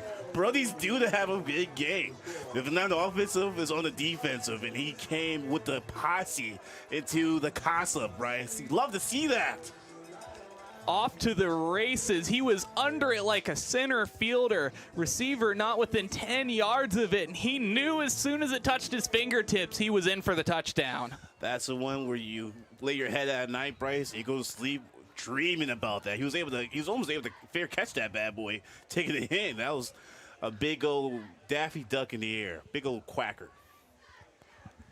So with the 17-0 lead, the lineup for the extra point. Sending Beal out from the kicker's position. Piles in. 2 on the play clock. The snap. And I think they're going to rule that a delay of game, and they do. So unfortunate, a substitution of the kicker leading to that one. We'll back him up 5. Yeah, you know, kind of unorthodox making a substitution that late into the play clock.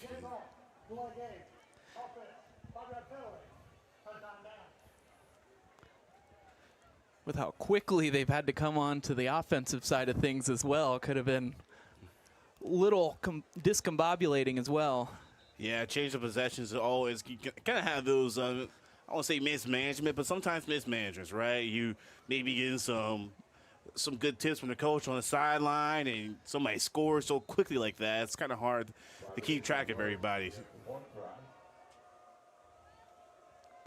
So now lining up just a little bit longer, 25-yarder, tries to catch him offsides to get the yards back. No luck this time. The kick is up, and it's through. So 18-0, Big Walnut leading this one with 4:31 remaining here in the first quarter. Stay with us.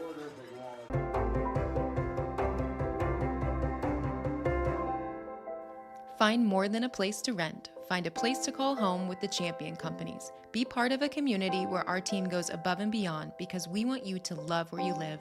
Visit livewithchampion.com now and see how you can make the district at Berkshire your new home.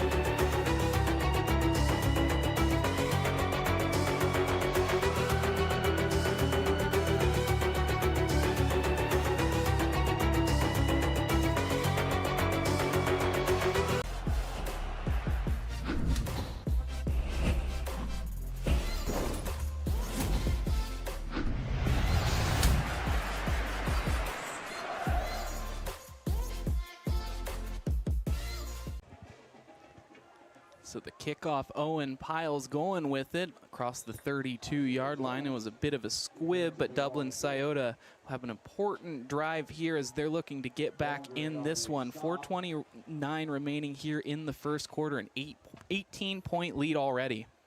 Oh, don't blink, right? You'd be down by 18 points, and that is what we do not want if we're the Irish. We've seen this so many times. It's a marathon, not a race sometimes, and it seems like Big Walnut sometimes just darts out the blocks, right? And it's so intimidating for your Irish because now they kind of get you away from your game plan. We want to run the ball, but we're down early. We're kind of forced to pass it, and it just puts a lot of offenses in an uncomfortable position, Bryce. So Williams looking for any room at all, but it'll be TJ Minor who ends up making the tackle. Looks to be behind the line of scrimmage, so he'll lose a yard here on second down. And you just can't take another 3 and out if you're the Irish, because now you're going to be smelling bad news bears. So it's kind of a little desperation on this drive for them. Behind the receiver, almost intercepted again, but they get away with it. It'll bring up third down and about 11 so far in the game. Dublin Scioto with 4 yards. Yeah, it just seems like we say you have 1, 2, 3 and outs, and had the interception. It's tough, right? It's tough, and it's so quickly as you get down like this. Once again, how can you script for this, right? Kind of have to put your game plan out the window. So they'll look to the air. Ooh. Defense there in a heartbeat, but he slips out of it, looking to pass. Ooh. And almost caught at the 40-yard line, but it's out of his hands. Brody Hatfield was on it. We'll see if he got a hand on it. Nice shake and bake right there, Bryce. He let us fly and hits. And so I believe potentially a sideline interference. But all the same, it'll bring up 4th and long. Yeah, it looks like it's just a warning, Bryce. Well, great play by the quarterback for the Irish, but hits the hands of the receiver of the Irish, not able to get it in. When you're kind of down big like this, you got to bring that one in. But easier said than done, Bryce. So punting away to Brody Hatfield, who's already been explosive. This one a low punt, end over end. The ground ball will end up at the 28-yard line is where they'll officially rule it down, and Big Walnut will get things started from there. So we'll take a look at the conference championship scenario here. So a couple different things that could happen, a little convoluted, so bear with us. If Big Walnut wins both of the games, they're outright champions, nothing they can do. Westerville South does not have a conference game tonight, so they're going to enter week 10 4-1. Worthington Kilbourne, they're 3-1. They're playing Westerville North tonight. They'll likely win to enter week 10 4-1. Big Walnut wins week 10, of course, they win, but if they lose, then they're competing for a share of that championship. Nolan Burley bouncing outside on the handoff. And I think, Bryce, they know that. The way they kind of came out, they seem like they don't want to share, as they should not if you want to, right? And you can just tell that this team just looks focused, more focused than we've seen them any point in time this season. I think something's just clicking tonight, and they're just humming. And it's kind of crazy thing. It's already 18, already up 18. Usually they're used to kind of these slow starts and having some turnovers or penalties to kind of set them back. But, you know, they're just firing on all cylinders right now, Bryce, and they're looking pretty scary. District at Berkshire first down as we cross the 3-minute mark here in the first quarter. Stump with all the time in the world in the pocket. Finds a receiver. It's Harrington before he's hit and brought down for a gain of a few yards. And it's one of those things, especially on senior night. You kind of take a lot of pride in that, especially if you're the starter, because you want to get some of your extra guys, especially who don't play as much, especially as seniors, you want to get them into the game. So, you know, kudos to the starters, kudos to Big Walnut. I can see them having a mission today. Say, hey, we want every senior to touch the field tonight in any capacity. So Burley slips out of a tackle on the spin move, looking to slip out of another one, and it works. Now on his feet behind some blockers, cutting the gap, looking to the end zone. His 20th touchdown of the year, Nolan Burley. Goodness gracious, Bryce. How many times did he hit the B button on that one? Let's take a look at that, man. That is disgusting, really. One. All righty. We didn't get both of them on there, but look at that. How many Irish he's just pushing off of him? No, Burley is just, he eats his Wheaties, eats his rice and gravy, everything you can think of. This guy's eating, because it shows on the football field. This is a big cat, man, and he's kind of roaring right now. So Piles puts it up, and it's good. 25-0 here in the first quarter. Big Walnut leading the way. Stay with us.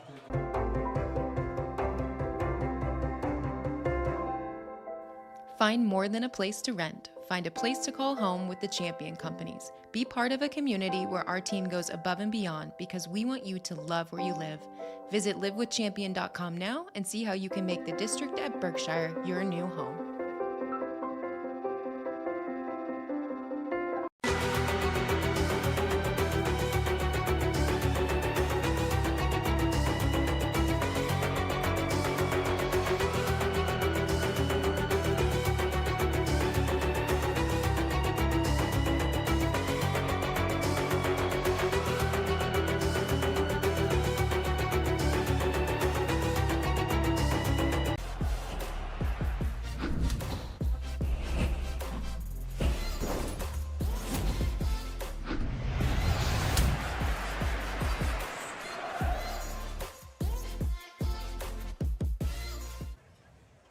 So Big Walnut running away with it now. Rather, Nolan Burley running with that touchdown. 25-0. That's his second of the game and 20th on the season, surpassing his mark from last season. And if you're the Irish, this is just one of those games, you know, you want to just kind of hit start and kind of quit and kind of start the game all over, because it just seems like it's just a nightmare, right? But you can't, right? This is the real life, real world. You have to stay in it. You got to have some pride. And even though it looks bleak, you're not out of it. There's still a lot of football to play. And we've seen teams come back from more crazy scenarios, right? It's one of those things, though, it just shows you have to dig deep down and see what you're made of as a team, see who you're made of as a person. It's easy to have fun when everything's going right, but sometimes you have to roll up your sleeves and go to work when things aren't going right, Bryce. And things aren't going right for this Irish team right now, but hopefully they're able to change that around. Will look to change their fortunes here on first down. 1st and 13 is where they start. The completion, a quick whistle on that one, but no flag, just a gain of about 4.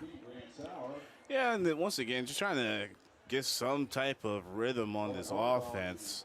Can't really have another 3 and out. I wouldn't be surprised, even as this early in the game, that the coach kind of walks up to the punter and says, hey, man, he had a great game so far, but you're kind of done for the night. So you got to get something going, right? And there has to be, they're kind of straddling the line of, hey, we got to be strategic and we got to be aggressive. So let's see what they do here. So they'll put a man in motion, hand it off to Williams again, the back. Not much room to operate at all as he'll be brought down after a pickup of what looks to be about a yard, and we have 3rd and 5.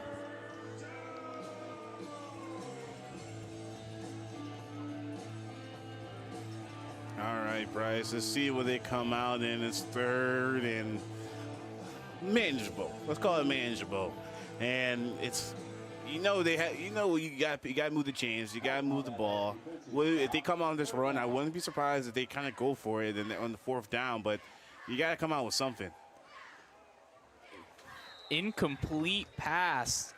Receiver had it at his chest but wasn't able to come down with it. A tough night on the passing front from Dublin Scioto. And it looks like they got to bring the punt team out, which is unfortunate for them. You know, it's kind of just an avalanche of Big Walnut touchdowns at this moment. And, you know, for your defense, you know, kind of put them back on the field so abruptly, it's never a good sign. So punting it away, almost hits one of the receiving team players, but instead it'll be down at the 49-yard line, a yard inside of Dublin Scioto territory, and Big Walnut will have yet another shot on offense here on a District at Berkshire 1st down. Whew. All right, Bryce, up 25.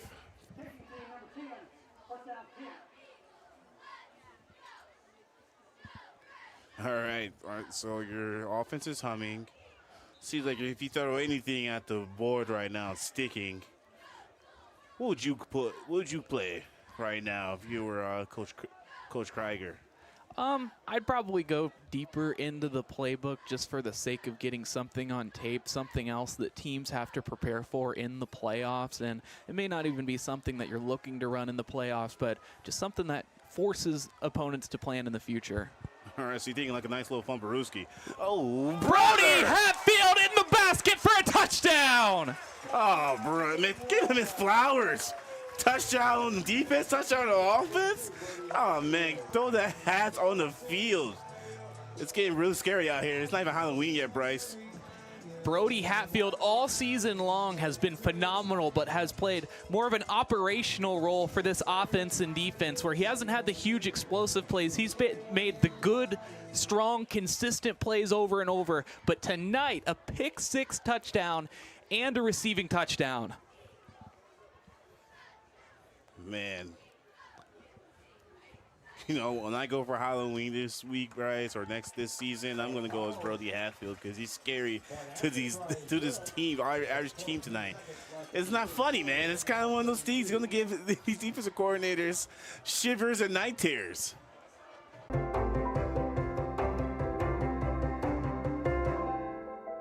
Find more than a place to rent. Find a place to call home with the Champion Companies. Be part of a community where our team goes above and beyond because we want you to love where you live.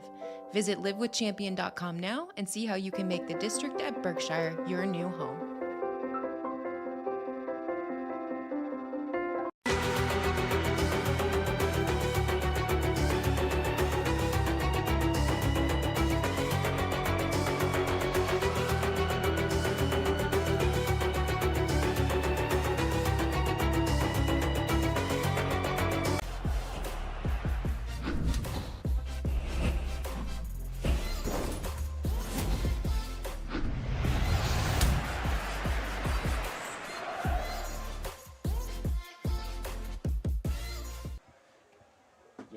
So an explosive Eli stump to Brody Hatfield touchdown puts us at 32-0 over the Dublin Scioto Irish with 23 seconds remaining here in the first quarter. That is correct. Your scoreboard does not deceive you.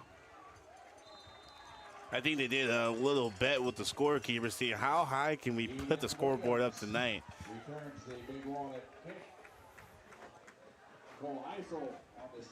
So call it essentially a touchback as he's rolled down at the 21-yard line. 18 seconds remaining here in the first quarter.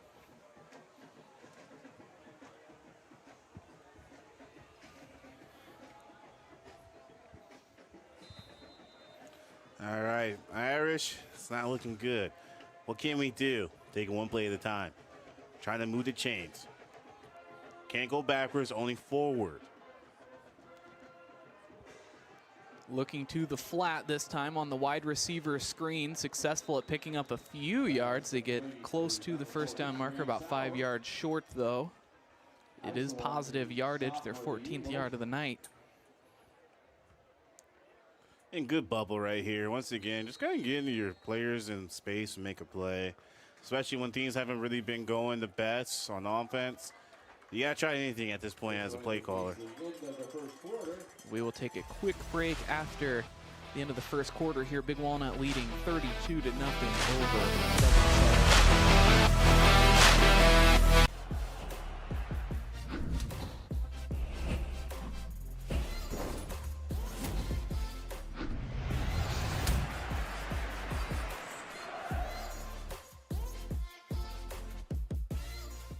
This place means everything to us.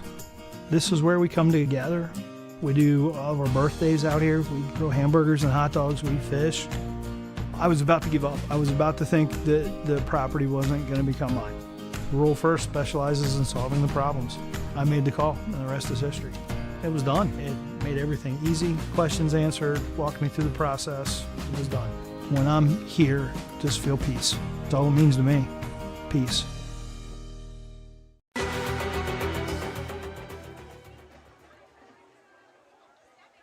Second quarter action here at the Eagles Nest. We have a break in the action though.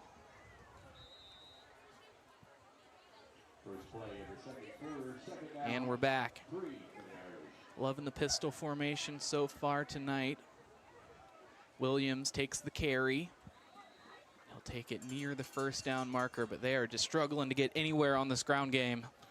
Yeah, Bryce, it just has been working so far, and you know, kind of thinking to coach, how much longer can we kind of test this running game, and so we have to kind of try something else because it's just not working.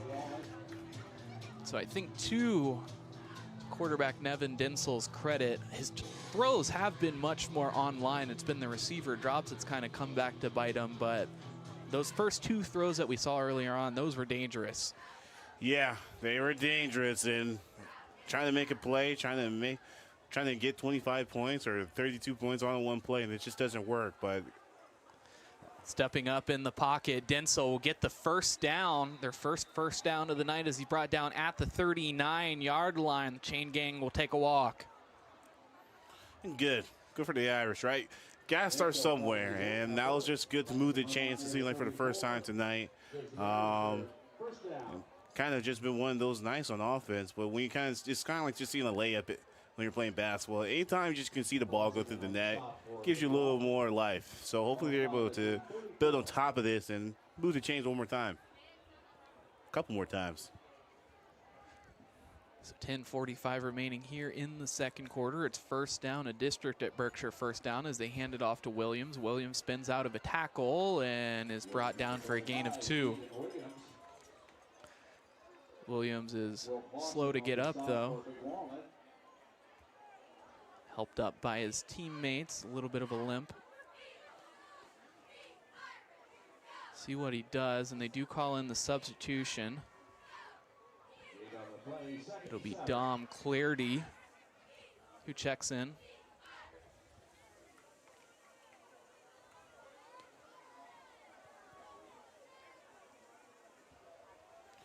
All righty. Pistol look one more time, trips to the field side. They'll look to pass again. in between the two receivers, and it'll hit the ground at the feet of the cornerback. Good throw, just offline. Yeah, definitely. It seems like the receiver found a soft spot in the zone right there. Just wasn't able to connect, which kind of been the story all night tonight so far for the Irish offense. You know, guys, they want to try to change the tide or make some type of noise. They're going to have to connect on those. So it brings up 3rd down, 3rd and 7. The line to gain being the 44-yard line if they want to pick up the first down. Shotgun look. Low snap. Passing. Hit as he throws. And they will call a very, very late flag, but they're going to call what looks to be a roughing the passer.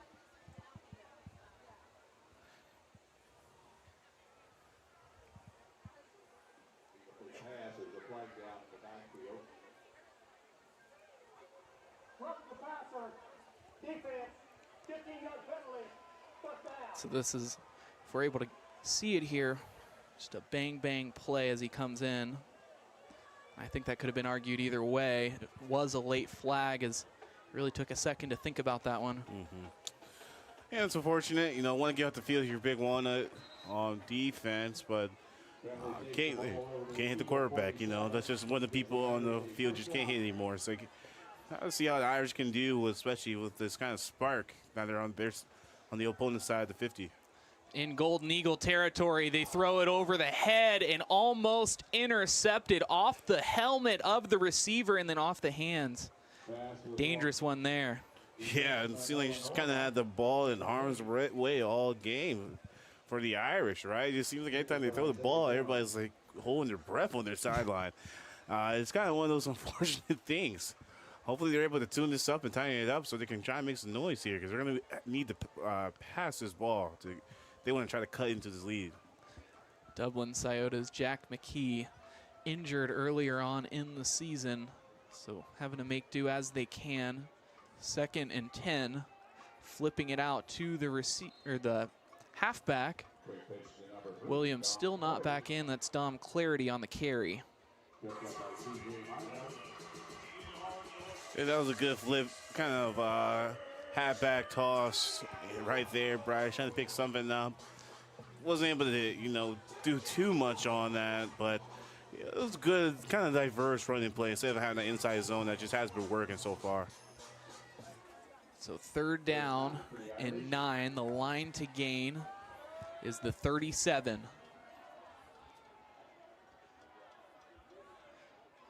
Big Walnut spreading the defense. They'll look to the air again. Drilled as he throws, this time clean and out of the reach of the intended receiver, Isaiah Jones, and he'll bring up 4th down. And it's just so hard to make a throw when the defense is smelling what you have for breakfast, Bryce, right? And that was just a great play by the Big Walnut defense, like how they've been doing all night, making this Irish offense struggle. And struggle they have as they are in another punt formation, kicking away to Brody Hatfield. Punts have been good. They've been able to pin them with decent field position. Definitely, but I definitely feel like his calves are getting a little tired after kicking so much.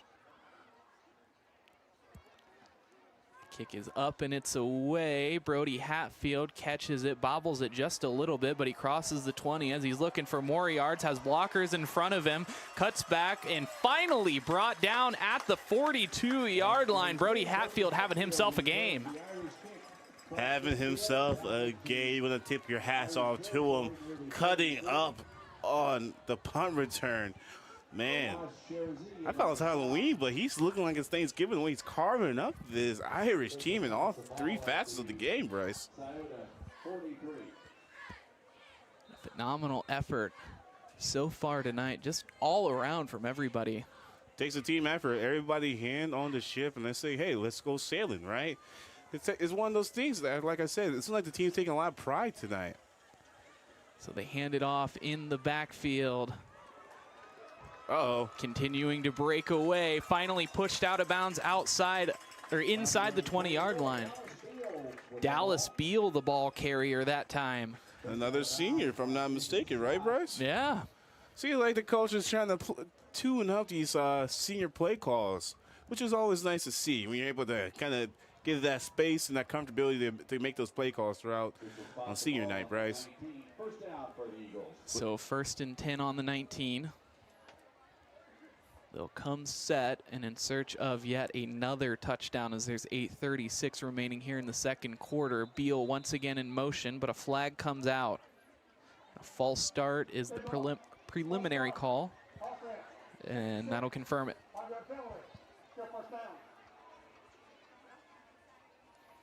And right, Bryce. Like, this is what I want to see from Big Walnut. I know we're up big, and I'm going to be the old man on top of, on the porch saying, you got to be better. But you got to be better, right? This is things you just got to fine-tune. Burley runs into a brick wall but stays moving, picks up a few extra yards after contact, and they're just about a yard short of that first down marker. Right, and I get it, right? You want to seem like I'm a stickler, but once again, you want to fine-tune these things if you want to be a great team. You can't have, especially when you're in the red zone, getting pushed back out of the red zone sometimes. When you get deeper, this team, obviously, their mind is past the regular season, as it should be. They've taken care of business so far besides the week 1. But you got to do these great things, which is cutting down on your turnovers. So a timeout, some sort of break in the action. They're going to send Owen Pollock away for a substitution.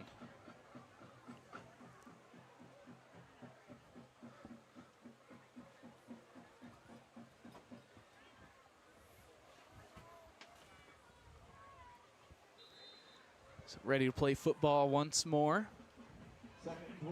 2nd and 12. Linebacker showing blitz, stepping up in the pocket as he senses pressure. Will get a healthy gain across the line of scrimmage and picks up about 4 extra yards on top of that. It'll bring up 3rd and medium. And once again, Stumpf making one of those veteran type plays, which is just, hey, pump fake, looking downfield, nothing's open. Don't want to force it here in the red zone. Be able to pick up a couple yards on the ground with his legs, make it more third and manageable. That's what you want in your veteran quarterback now, right? This is a different kid when we first started this season. He's more seasoned, right? So it's 3rd and 8. Line to gain is the 9. Stumpf looking to pass, sensing pressure, airing it out, and that was a heave. Jackson Bowers, the intended receiver, under it, not able to pull it down, but if he was, that would have been a highlight reel catch. And definitely, give kudos to Stumpf. You know, he put the ball where only Bowers was able to get it, but the only problem was Bowers wasn't able to get it. So it was just one of those things, but it was a great play to put the ball 9 harm's way. It's just one of those things, letting him connect.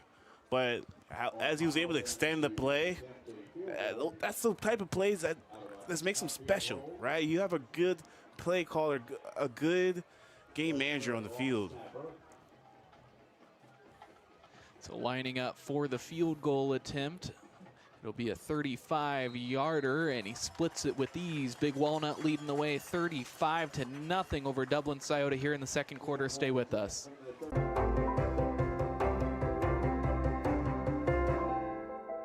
Find more than a place to rent. Find a place to call home with the Champion Companies. Be part of a community where our team goes above and beyond because we want you to love where you live. Visit livewithchampion.com now and see how you can make the district at Berkshire your new home.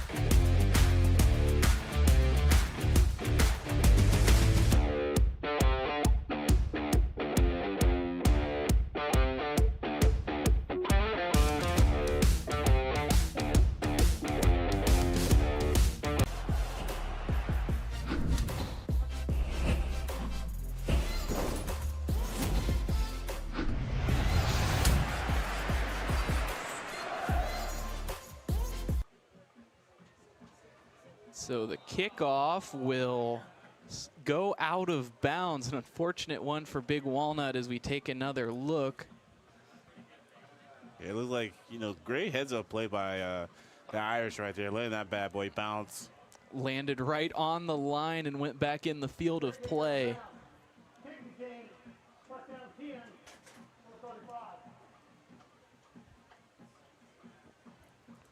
Wow. Heads-up play. Need that, right? They need something. So hopefully they're able to get something going because it's not looking too good on the Irish sideline. It does hand them favorable field position as they'll start off on their own 35-yard line here on a district at Berkshire. First down, 6:46 remaining here in the second quarter.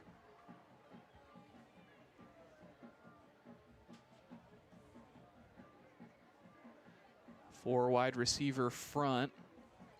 Bunch of defensive backs for Big Walnut, looking to the mesh route across the middle, and he's wrapped up and brought down the receiver there. It was Grant Sauer. Great pickup on first down. Nice little, see like a nice little slant coming in. Once again, you know, gotta do something. Go back to the basics. Gotta something that we can move the chains, pick up some type of yards, make some type of progress. Right? We can't go backwards anymore, guys. You know, we gotta always pick up at least 1 yard. 2nd and 4 on their own 41. Approaching the 6-minute mark here in the second quarter. They'll look to pass once again over the head of the receiver, through his hands, and once again off of the hands of a Golden Eagle. Right, and shout to his receivers, able to find the soft spots on these zone coverage, but just haven't been able to bring it in. You know, which is, you know, it's not only concerning, but it's just one of those things that if they were able to maybe bring in half these receptions, it might be a little difference of a game. But, you know, it's harder said than done. You know, when they're trying to bring the ball down, there's about 2 or 3 red jerseys like underneath them, you know, which, you know, you hear footsteps, you know, you have their hands trying to knock it out. So I know at home it could look like, well, aren't they just taking it in? But way easier said than done. So having trouble with the snap, they'll just fall on top of it. So they're all the way back to the original line of scrimmage, and that'll bring up 4th down on a disappointing 3rd down conversion attempt. You hate to see that, Bryce. That's just unfortunate. Had something going, momentum, or something like that in this nature, but it wasn't. Just can't have that, right? You just can't have a bad snap when, you know, when things are already looking bleak. So we'll line up for the punt one more time. Brody Hatfield, busy man tonight, back to receive. End over end kick, rolls inside the 20, and they'll just abandon it as it's now inside the 15. They'll pick it up at the 12, and that's where Big Walnut will begin. 5:14 remaining here in the second quarter. And I bet you right there, Bryce, he was tempted to take it, right? The kind of night he was having, but probably the smartest play, kind of let that bad boy peter out. And so no running clock as of yet. We got to make it to halftime.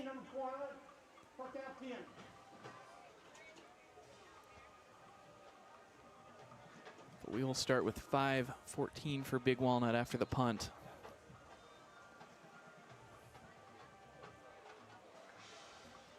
First down for the Eagles at the 12. Looks like Burley behind him. They hand it off. No, this one, Tiquan Bunting picks up about 3 yards in the process. Bunting with the ball.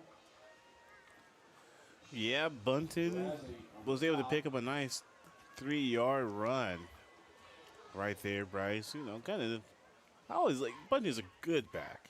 Good back, old school back to me, you know what I mean? Reminds me of one of those old cats back in the 80s. Yeah. he just kind of, he runs real old school, right? He kind of like he's stomping through the field. And that's just always a nice one, powerful runner. So they'll give it to Bunting again, who bounces off of a blocker. They're trying to push him towards a first down marker. He'll get close. I don't think it's going to be enough as they bring up.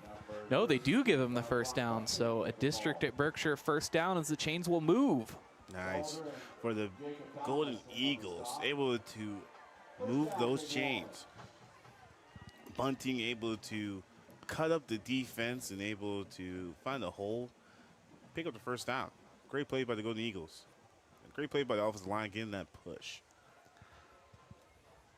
So 7 first downs so far tonight for Big Walnut. Taking a look at yardage, they're at 245 already.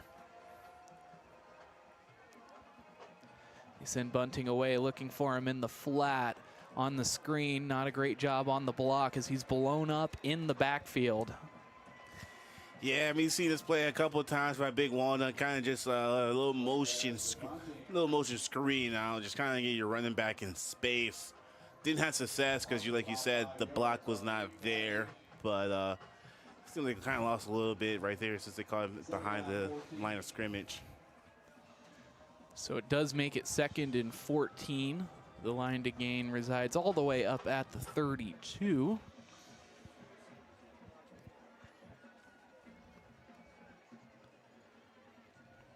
Here on 2nd down, 2 wide receivers showing blitz. He gets through the line, but picked up on the block by Bunting.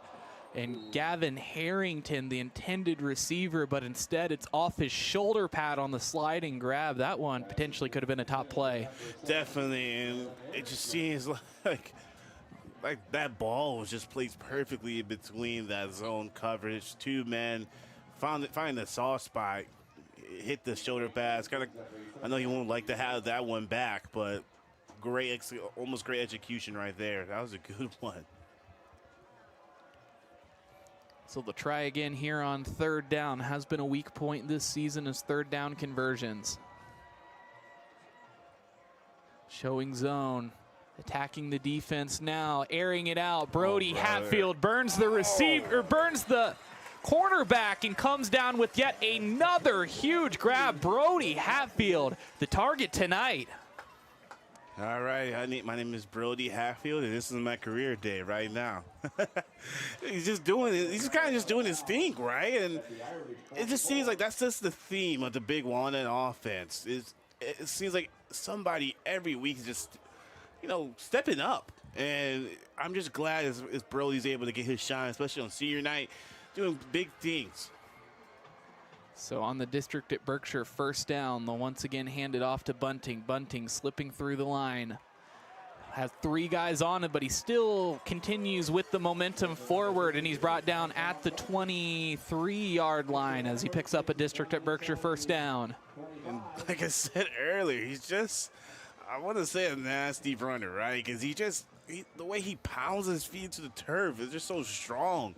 And he's able to have 3 Irish kind of draping over his back right there. That's a great run by him. So now on the 23-yard line. We'll start here on first down, a long drive.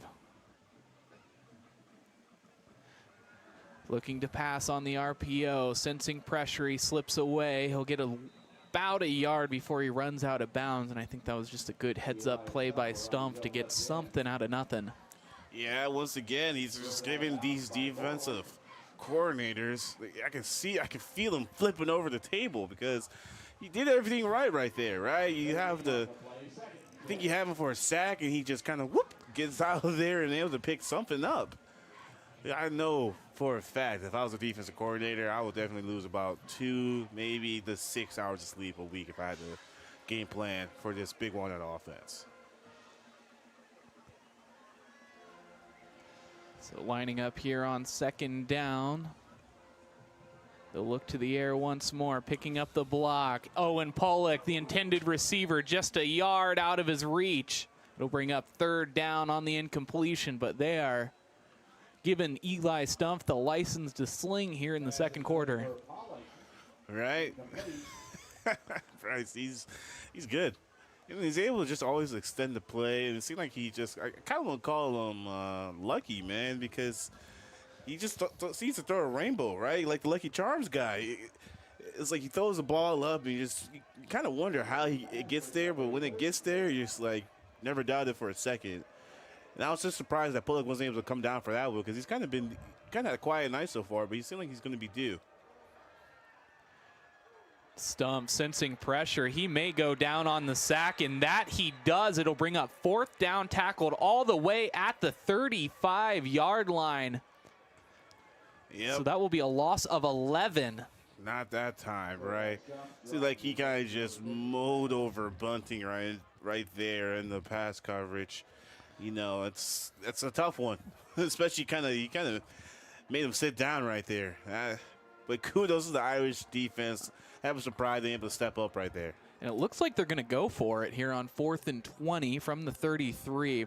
I think this area is kind of a no man's land for them, where it's like you punt it, you go out to the back of the end zone, but if you kick the field goal, it's a little bit out of reach. Yeah, definitely. We kind of call this the green zone because, it's like you said, it's very interesting, right? Uh-oh. Looking to pass, airing it out towards the end zone. Brody Hatfield, the intended receiver. He comes down with it. Let's see what they say. They say incomplete. Oh, man, that one is tough. The home crowd frustrated with that call. We have the benefit of the instant replay. Let's take another look. Oh, I think his toes were on the white line. Yeah, that was tough right there, Bryce. You hate to see that. Great play, but he doesn't seem like he got his feet correctly in bounds. Yeah, I think just nicking the pylon with his left foot, that one's such a tough grab, and just by a few inches, he wasn't able to come down with the touchdown. Well, hey, great call by the officials right there, getting it right, especially in that. They don't have, like we say, instant replay. That was a great play. That was a great call. 1:13 remaining here in the second quarter. They'll look to pass, running the 2-minute drill, just airing it out. Another interception, crossing the 50-yard line. Now the 40, and a flag is thrown towards where the tackle was. So Brady Taylor coming down with the interception. That's his 5th of the season. He leads the OCC-Capital. Wow. Right? That is just, wow. Don't really have words for that one. As soon as they threw it up, the Big Walnut defense came down fit. And, you know, especially when you're down big, especially on the halftime, you want to get something going, but not going for Big Walnut, unfortunately. Let's see what this flag is, Bryce. After the interception, dropping back, number 21 on the return team. 10-yard penalty, 4th down 10. So a 10-yard penalty will back him up, but will not affect the first down. So here on a district at Berkshire, first down, Big Walnut has 1:01 to work with here in the second quarter. The conclusion of the second quarter, be sure to stay with us for the band show as well as the MVP, or the halftime show, rather. Getting ahead of myself here. Not yet, my friend, not yet. But it's right now. I wouldn't be surprised if people are voting for Brody Hatfield to be MVP right now. He's been having probably the best half of football he ever had in his life. I don't know about, he was a star last year. He had some good ones. And that's kind of, you know, my point in this offense is he's played more of like a fundamental role where other guys have come up with the big grabs, but from play to play, he's really the one that comes up with like the 3rd down, the 4th down conversion catches. Definitely, definitely.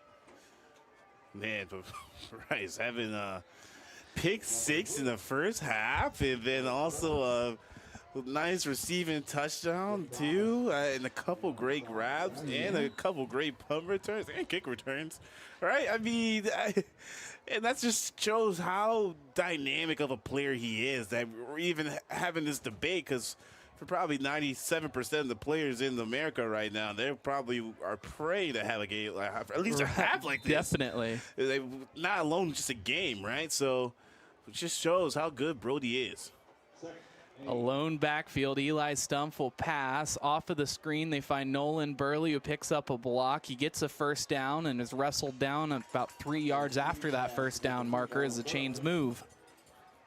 It's going to be interesting to see how aggressive this Big Walnut offense is going to be in those last 27 seconds. I wouldn't be surprised they took 1, maybe 2 more shots. Seem like they're just kind of being aggressive right now. They will look to the air. Stumpf slings it, finds the receiver at the last second. finally pushed out of bounds. What a grab over there. Man, he just seems like he has the defensive playbook right now, be able to pick apart. The Irish defense does not have an answer for Eli Stumpf. So pushed out at the 1 yard line. What a grab over there. And a timeout is called by Big Walnut with 10 seconds remaining here in the second quarter as they look to score once more.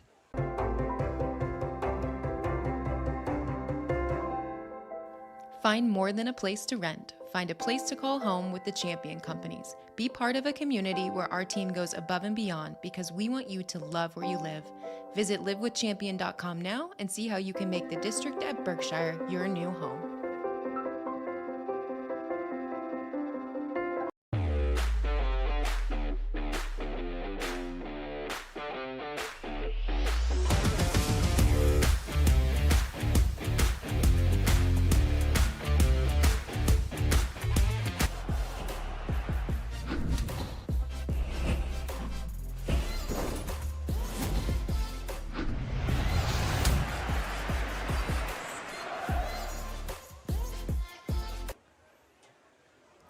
So 10 seconds remaining here in the second quarter. It was Barnicut who made the grab and was pushed out of bounds, and now Dublin Scioto is going to take a timeout.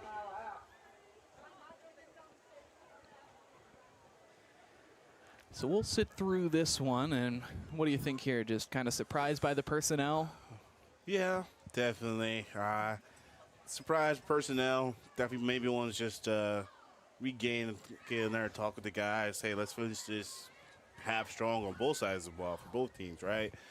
You know, for Big Walnut, you definitely want to punch this in with this field position. Seem like they've been aggressive, just like we said. Going up 42-0 against your opponent is just demoralizing. Yeah. But, you know, for Scioto, you know, this is something to build on. You know, if we stop them right here, right now, yeah, you know, the scoreboard is not what we want, but we have something to build on for the second half, and this is going to be our second half.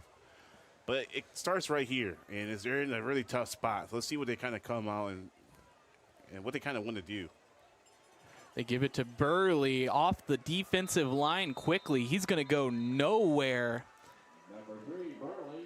as we have what appears to be another timeout.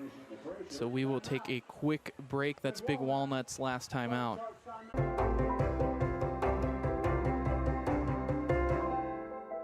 Find more than a place to rent. Find a place to call home with the Champion Companies. Be part of a community where our team goes above and beyond because we want you to love where you live. Visit livewithchampion.com now and see how you can make the district at Berkshire your new home.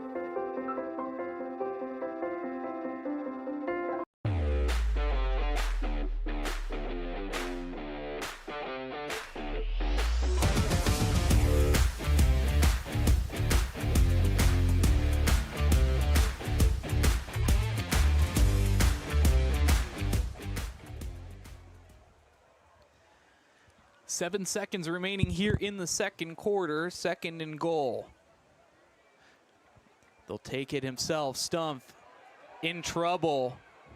Will just hold on to it as time expires. They might have called a timeout with no, they don't have timeout. So the half will end here. Big Walnut leading 35-0 over Dublin Scioto. Stay with us for the band show and the halftime show coming up next.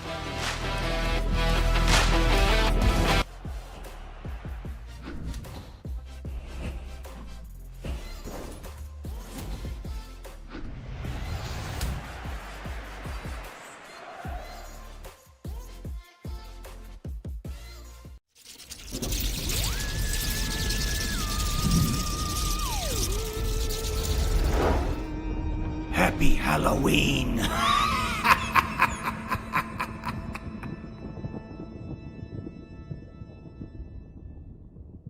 I'm an adult learner, so I had to balance my work and my school. And the fact that NC State has online classes, hybrid classes, especially the instructors are very flexible with allowing you time to get all your work in. This place means everything to us. This is where we come together. We do all of our birthdays out here. We grill hamburgers and hot dogs. We fish. I was about to give up. I was about to think that the property wasn't going to become mine. Rural First specializes in solving the problems. I made the call, and the rest is history. It was done. It made everything easy, questions answered, walked me through the process. It was done. When I'm here, just feel peace. That's all it means to me. Peace. Live and free coverage of Big Walnut Athletics, proudly presented by the Sunbury Fraternal Order of Eagles, serving the community since 1898.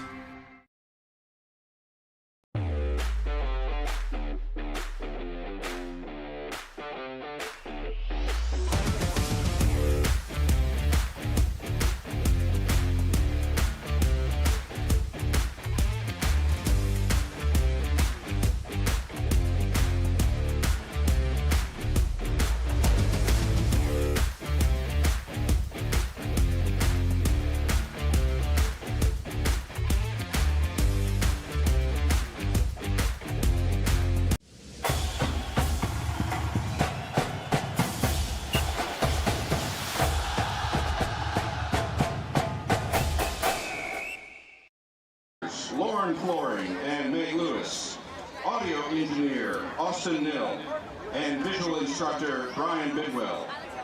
The Dublin Scioto Marching Band field commanders are Ellen Griffith and Selena Ramos. Tonight the band will be performing part 1 through 4 of their 2025 competition show titled The Knockouts. Parts 1 and 2 feature music by Bill Conti from the movie Rocky II. Part 3 features music by Rachel Platten and her hit Fight Song. And Part 4 features music by Vince Nicola from Rocky IV. Part 1 will feature a brass quartet performed by Eric Neal on contra, Alex Ordaz on baritone, William Weatherspoon on mellophone, and Colin Huff on trumpet. For Part 3, Marley Field and Will Porter will perform a flute duet. Finally, a trumpet trio will be performed by Colin Huff, Finnegan Seiler, and Evan Collins. And now, it's time for the main event. It's woodwinds versus brass in a showdown for the ages. As this clash goes to distance, it is going to come down to who wants it more. So let's get ready to rumble as the Dublin Scioto High School Marching Band performs The Knockout.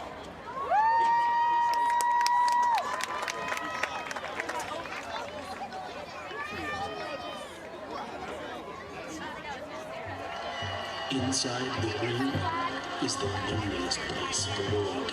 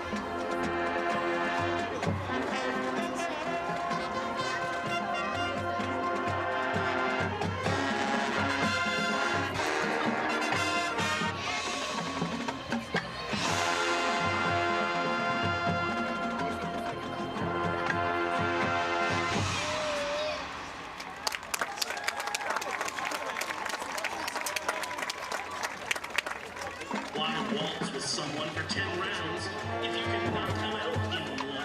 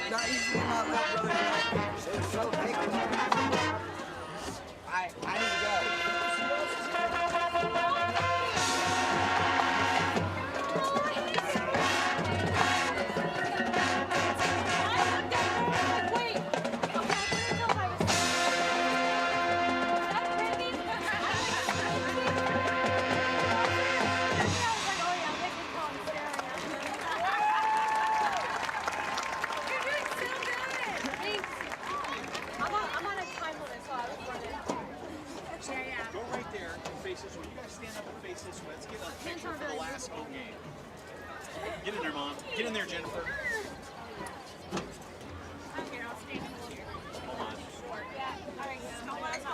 Don't fall backwards. Sarah, we got to get you in here. There you go. Kurt, you got the bag of Kurt's head. All right, I took about 14 of them. What a great support group you got here. I know. It's so fun to watch like good cheerleaders. You guys are very good. That's what I told Rachel too when she came to watch it. She's like, you guys are very like cohesive. I was like, we get yelled at. Well, but it worked. Yeah, it worked. Good.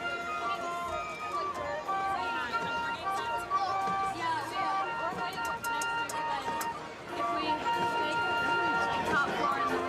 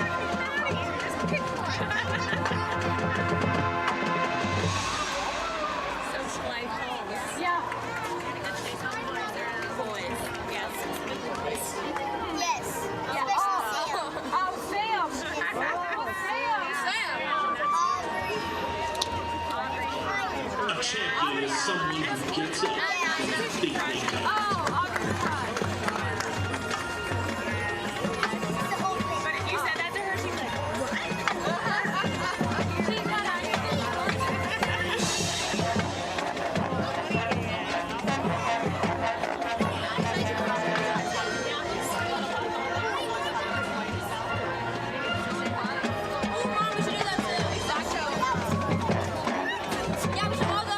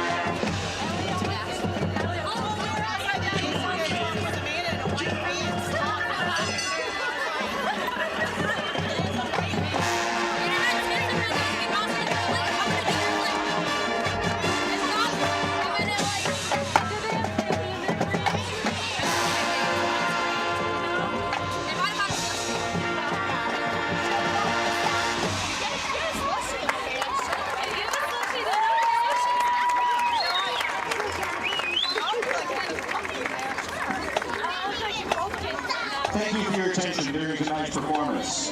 The band is coming down the final stretch of their OMEA competition season and will be competing tomorrow, October 18th at Ironton, followed by their closing performance at state finals in Hilliard next Saturday, October 25th. Let's wish them the best for their upcoming performances and give one last round of applause for the Dublin Scioto High School Marching Band, Go Irish!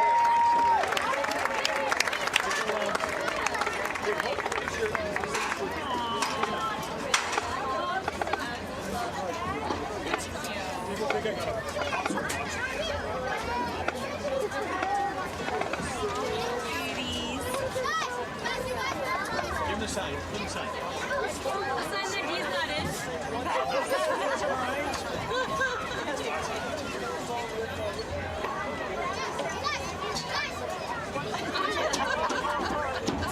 Warren takes one picture, I take 40, and his all look. Oh, well, you did. You ever notice though he only takes a few pictures? He doesn't just bang off picture after picture. The newer. I'm just happy when you have the whole head. Or you're not down here like this. That picture you took of me earlier. Come on, Scott. I was getting ready to take it. I go, if I just wait 1 second, then you just want to like, Yeah, you're like, oh, I guess I'm just gonna take it now. Scott, will you send me that picture that you took like right now? This one? Or the group? Yeah, of all of us. Yeah, he's like, all right,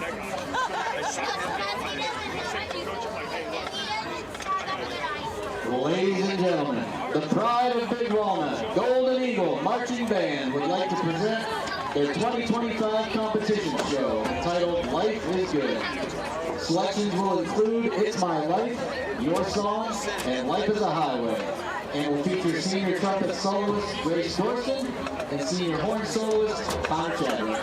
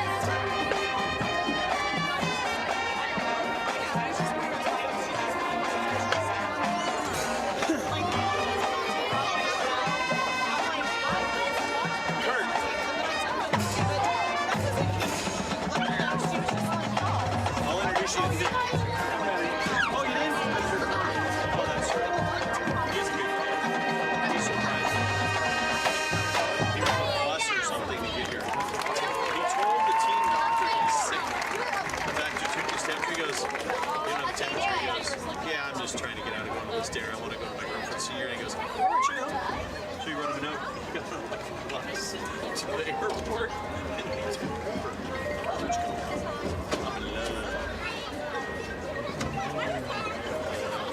Things we did. What we still did. Never seen that. She goes to the SAT.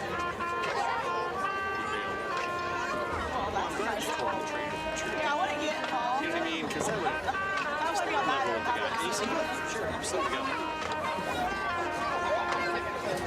It's not quite the same. Oh, okay, that's fair.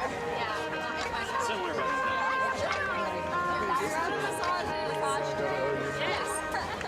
She was against it. she said she was wondering if he said his transfer. She's Western. What are they? Antelopes.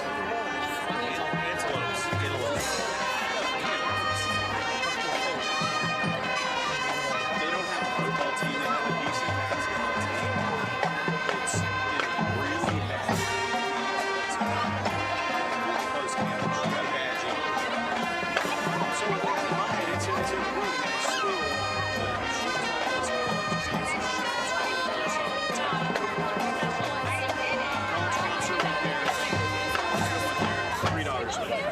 So Shane was happy. So I got that. So they're just make sure that I'm right for those. That's pretty involved. She's been in consecutive somewhere in Grand Rapids since the university. He said, you ought to go to Kansas State. Because those are college towns. That's the whole teams that are good. Basketball teams that are great. I said it's a little warmer. Kentucky. Kentucky, you don't get the clouds like you get. Well, you still do.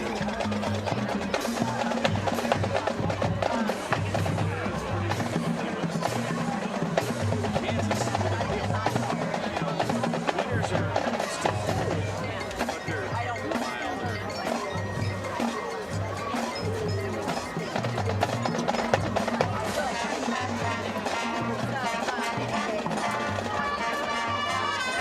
When it gets to that age, we gotta get together and talk about this.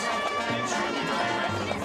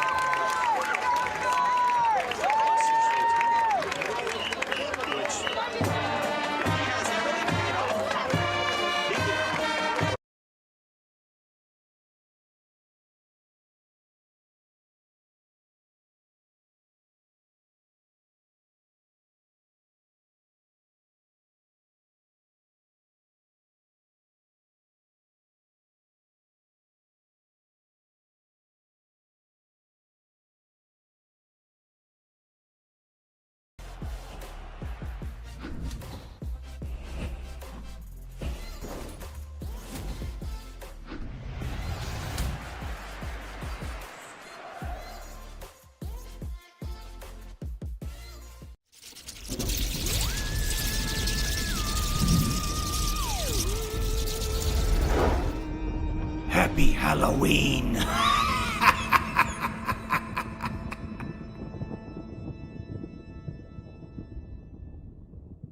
I'm an adult learner, so I had to balance my work and my school. And the fact that NC State has online classes, hybrid classes, especially the instructors are very flexible with allowing you time to get all your work in. This place means everything to us. This is where we come together. We do all of our birthdays out here. We grill hamburgers and hot dogs. We fish. I was about to give up. I was about to think that the property wasn't going to become mine. Rural First specializes in solving the problems. I made the call, and the rest is history. It was done. It made everything easy, questions answered, walked me through the process. It was done. When I'm here, just feel peace. That's all it means to me. Peace. Live and free coverage of Big Walnut Athletics, proudly presented by the Sunbury Fraternal Order of Eagles, serving the community since 1898.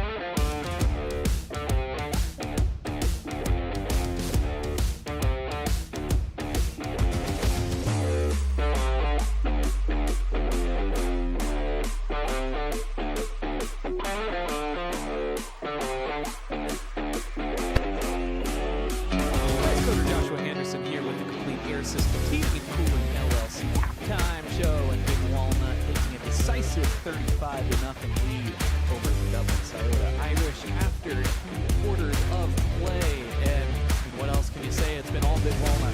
Yeah, all Big Walnut all the time, right? See, kind of ever since the first drive, kind of ran away with it and did not look back. It's just been an avalanche of points and a lot of good things on offensive defense for Big Walnut.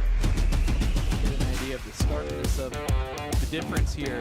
In the stats, Big Walnut, 12 first downs, 184 passing yards, 155 rushing yards for a total of 338, no turnovers, 3 penalties, 435 yards, Dublin Scioto, 1 first down, 17 passing yards, 11 rushing yards, and 28 total yards on the night. 2 turnovers, but penalty-free so far in the game. Yeah, and it's just one of those things that Scioto just hasn't been able to get anything on offense going. And it's been a tough game for them, but it just feels like we say this every halftime for the last 4 or 5 games, especially when Big Walnut's at home, right? Not a lot of teams can keep up with their pace on offense, and once you kind of get down so quickly like that, it's really discerning, right? And we'll see how this Irish is going to come out, especially with this running clock. But it's not looking too good for them right now, Bryce. It's not looking too good for them. So it will be a running clock indeed as we hit 0 on the halftime counter.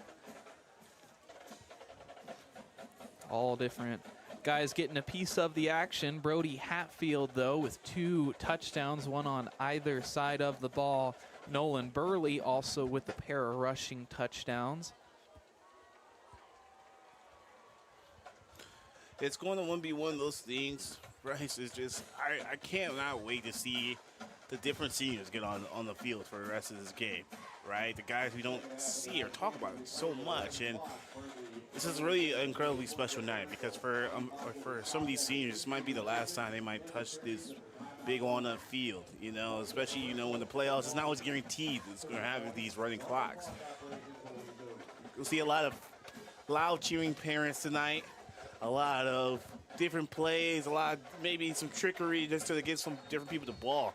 But this is one of those things that you love about Friday Night Lights, seeing everybody get a chance to play some football, seeing everybody make their school and community proud.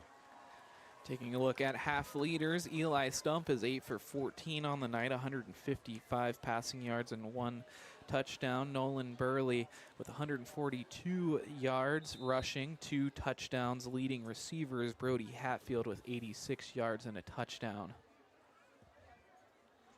Spreading the wealth. That's just been the mantra of this Big Walnut offense, right? Everybody's getting a piece of the pie, leaving no leftovers. We are underway here in the third quarter. And again, a running clock scenario as Big Walnut leads by at least 30, but the kickoff will be worked all the way down to the 28. And if the Irish want to get something started, they've got a good field position to do so. So is that a penalty flag?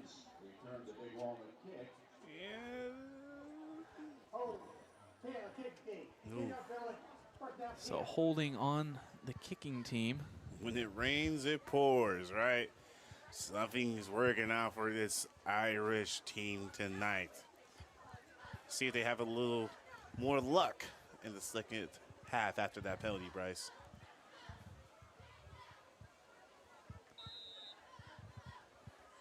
So they said the kicking team, but they enforced it against the receiving team. So it'll back them up all the way to their own 21-yard line here on a District at Berkshire first down already inside of 10:30 remaining here in the third. They'll hand it off to Williams, who with speed approaches the gap but doesn't get much at all, maybe half a yard as it brings up 2nd and long. Yeah, kind of been what's been going on for that Irish offense, running into a wall over and over and over again. And, you know, credit to Big Walnut's defense, man. They're tenacious. They take pride in this, right? So lining up in the gun, 3 wide receivers to the left. They'll look for him in the screen. Finds the receiver, Grant Sauer. Sauer tries to fight forward, but it looks like it's going to be a loss. So a 3rd and long scenario. Nothing going on the offensive snap right there. As soon as Sauer got the ball, 3 to 4 red jerseys just swarming him. It's cool. Cheerleaders throwing out T-shirts into the crowd.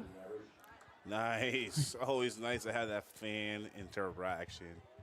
So all alone in the flat, they find a receiver. This time it's Sam Gartshore. Gartshore will pick up a first down and more. So good on the 3rd down situation. Yeah, able to move those chains when things looking bleak. Hey, well, that's nice for them. Need that, right? If in the halftime, I bet you their speech was saying something. We have to get going, right, guys? Let's put at least 7 points up. Let's start right there and in this half and see where it takes us. And so whacked right at the line of scrimmage after picking up about a yard. We'll bring up 2nd down.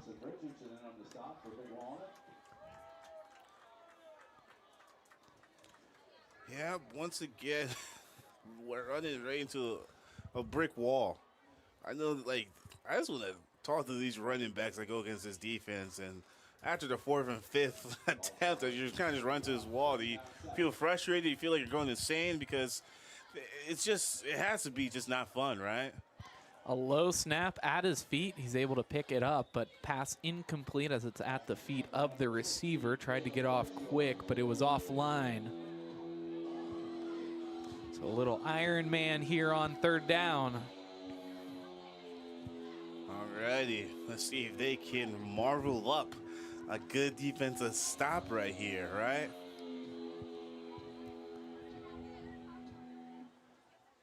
So it'll be 3rd and 7. The line to gain is the 48. The snap, they'll hand it off. Clarity getting outside. He's off to the races. One-on-one with the tackler, and he's brought down inside the 15-yard line. Churn, baby, churn. Look at that. 1. Okie dokie. 2.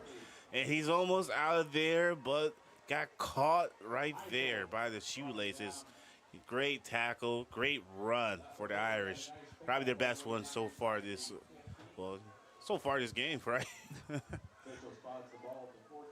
So that was actually, yeah, their longest pickup of the game. And I mean, they've got to be feeling good on offense after getting a little bit of something after not much at all earlier on in the game. Definitely. First time in the red zone, if I'm not mistaken, Bryce, for them tonight. So hopefully they can bring something, even if it's 3 points, to boost that morale on the sidelines.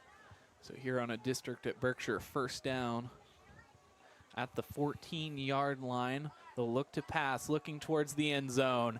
Wow. And able to pull it in on the grab. Dublin Scioto coming up with the touchdown here in the third quarter. And that is just a good play. It looked like kind of like Joe Flacco and T. Higgins last night in the game, Bryce. Kind of just threw it up, and he's able to make a play right underneath it. That is a great pass, great catch. Haven't had that much success this game, but able to connect right there, Bryce. Good one for the Irish.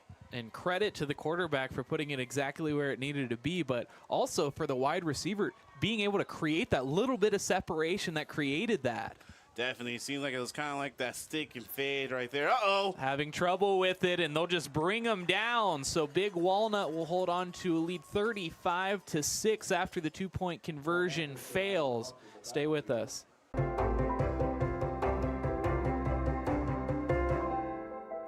Find more than a place to rent. Find a place to call home with the Champion Companies. Be part of a community where our team goes above and beyond because we want you to love where you live. Visit livewithchampion.com now and see how you can make the district at Berkshire your new home.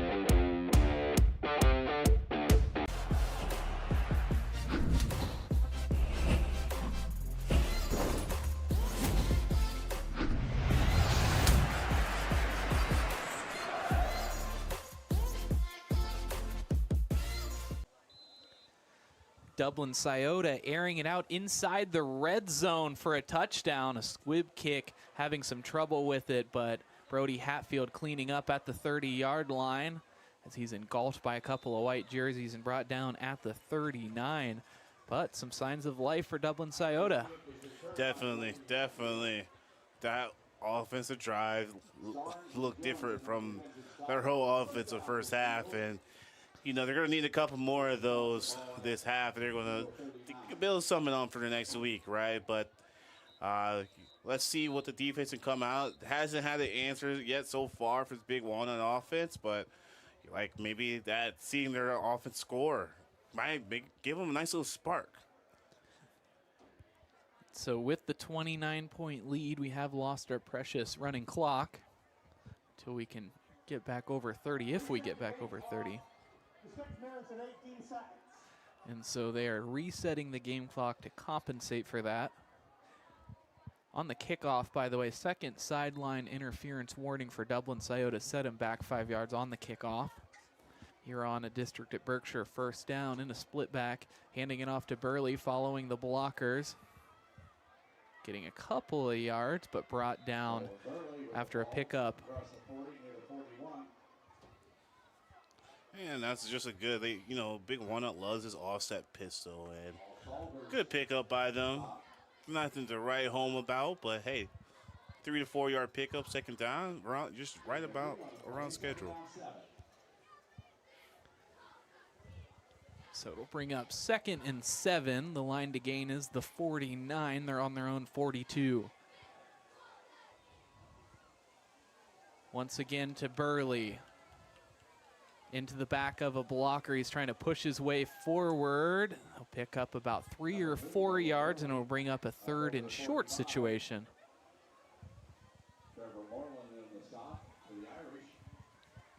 And once again, this Big Walnut offense just grounding and pounding it so far in this offensive series.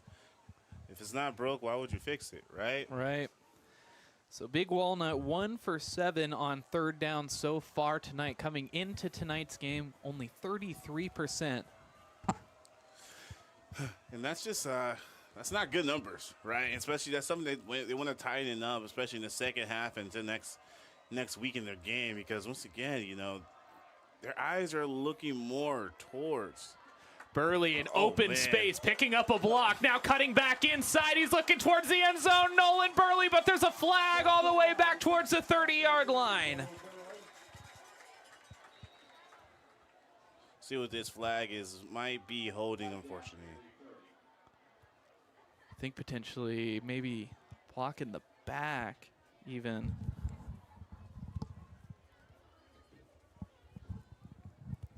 But the offense is walking back, so I do not think this one's going to stand.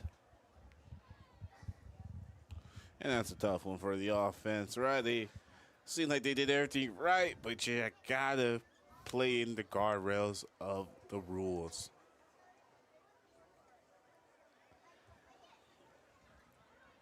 So it looks like they're just getting the number of the penalty committer.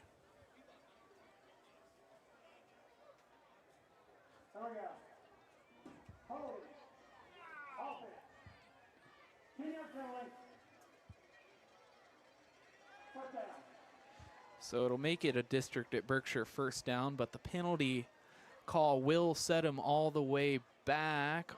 They're still in enemy territory, but down at the 41 is where they'll officially rule it. That one a tough one, and that would have been Burley's 21st of the season. 21, 21, 21, Bryce, right? But now I'm pretty sure he'll get 21, but not in that play. Let's see how they kind of come out, especially after that penalty. Fighting for that first down marker, and Dallas Beal gets close. We'll see. Yeah, they give it to him. So a Dallas Beal reception gives him the first down. And that was just a good fight for those extra yards. Kind of that nice yards after contact right there. Able to pick up that first down right there. That's a good football play, Bryce. So it is another district at Berkshire first down. They'll need to get to the 20, and that'll secure them inside the red zone if they're able to get there. Pollock in motion. The snap to Burley. Burley busting through the line, spinning out of the tackle. Picks up about 7 in the process as it brings up second down. And I mean, even against teams that are a little bit more evenly matched, I mean, that's what Nolan Burley does. He finds 5 or 6 or 7 yards consistently every single play. Definitely, definitely. And like his yards after contact, I'd love to see those numbers because it seems like the defenders are always just bouncing off of him. Able to have that poise and that balance for him to pick up those extra yards is crucial. He's definitely matured as a runner as the season progressed, Bryce, and I'm interested to see how he's progressed even more and matures even more as the season prolongs. So they'll look to pass. Stumpf rolling out to the end zone. Jack Rigg, the intended receiver, but it's incomplete. So that'll bring up third down, and they are really letting Eli Stumpf sling it. Definitely. Love his capability, kind of half turn out to the outside, trying to find Riggs out there. Great idea, just haven't been able to connect on those type of plays tonight, Bryce, but you love the idea. You love how the coach is giving him a little more slack on the offense. As you can see, he's to kind of create, kind of play a little bit of that backyard football. You love to see that. So lining up in the pistol again, getting the hard count. Stumpf is 9 for 16 throwing tonight. Coming into the game, he had a 71% completion rate.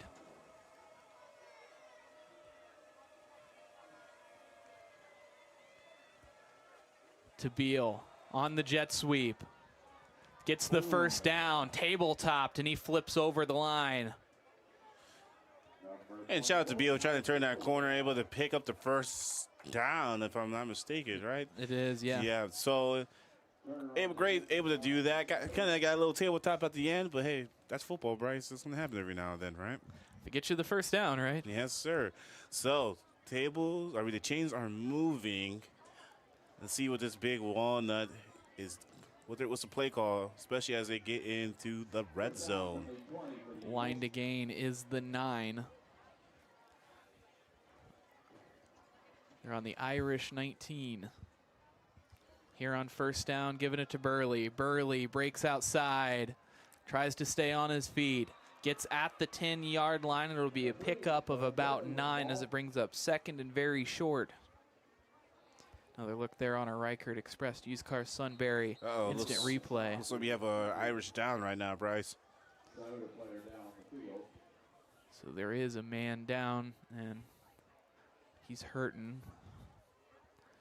Looks like that one is Irish Grant Sauer. As the training crew tends to him. We're going to take a quick break.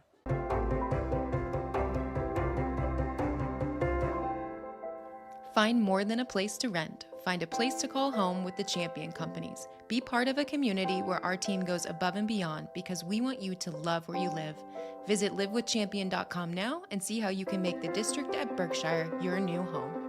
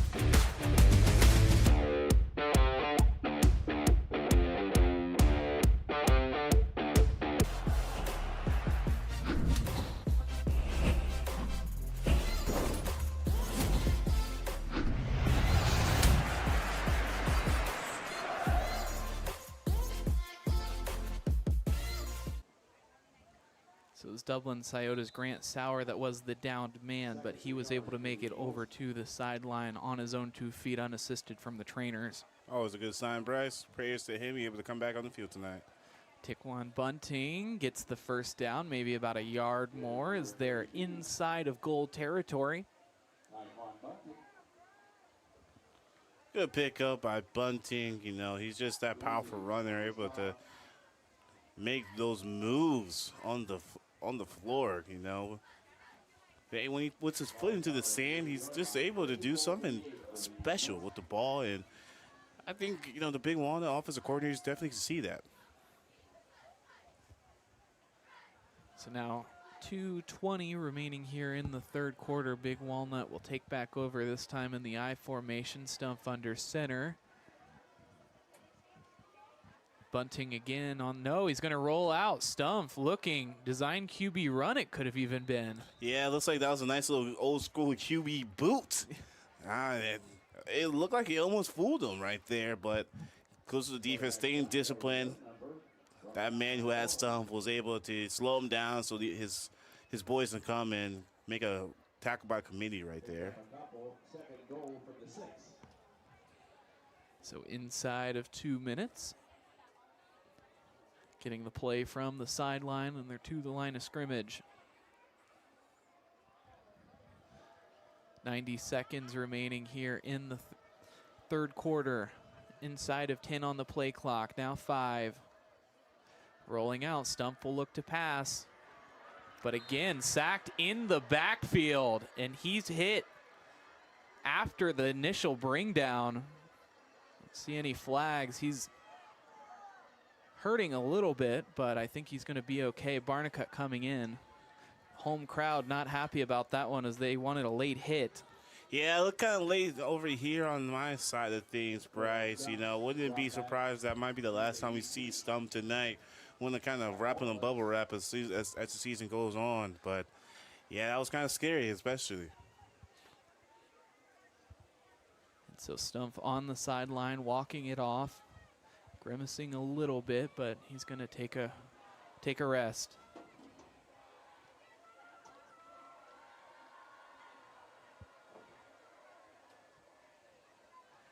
snap. Barnicut will take it himself up the middle. That ball hit the carpet, Bryce. Take another look. It was tough to see, but I think, yeah, Dublin Scioto is going to come up with it on the turnover. All righty. No running clock for here. They seem like they take a little pride. Not on us. We're not going to be like those other guys so far. All righty, it's 24 seconds going to the fourth quarter. Scioto's getting some momentum. You know, as a coach, you always say, you know, as soon as the second half hits, it's 0-0. And so far, so gone. You know, Scioto's been winning the second half as much as the scoreboard doesn't really reflect that.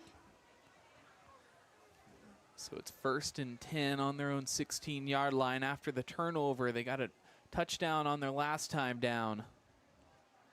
They'll hand it off. Ball carrier brought down at the 20-yard line for a decent gain. That one was Williams on the carry.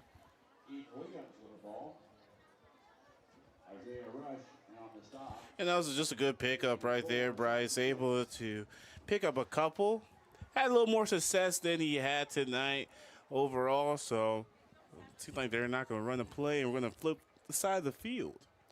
So that will be the end of the third quarter. Big Walnut leading the way 35-6 here.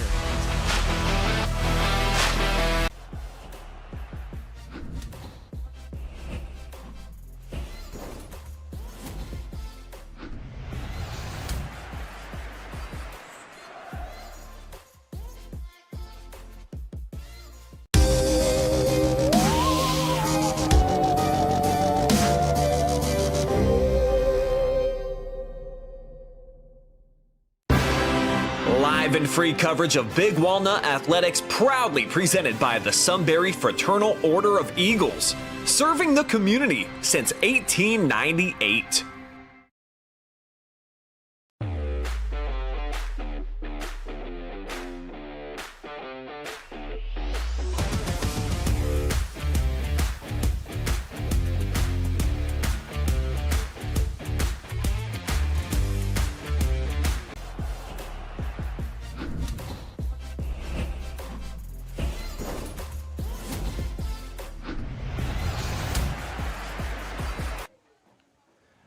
Starting off the fourth quarter, tipped off the hands of the receiver. We'll have a second down. And it's kind of been the mantra so far. Just hitting a lot of the hands of the Irish. I haven't been able to take it in, but third down and I'll probably say a little more than manageable. Definitely where you don't want to be, especially this close in your own territory. Let's see if they're able to move some chains. Here on the 3rd and 6. A big spot for them, looking to keep the chains moving. The snap is low, having trouble with it, picking it up. What, they rule them down?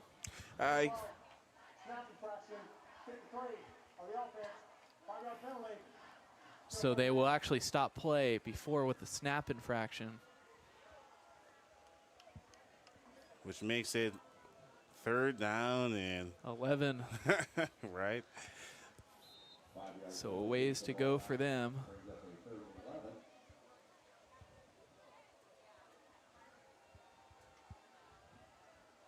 They're on their own 15.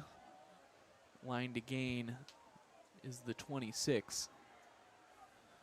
The snap, again low, but holds on to it, finding a man in the flat, but it's not going to be anywhere close enough as it brings up fourth down.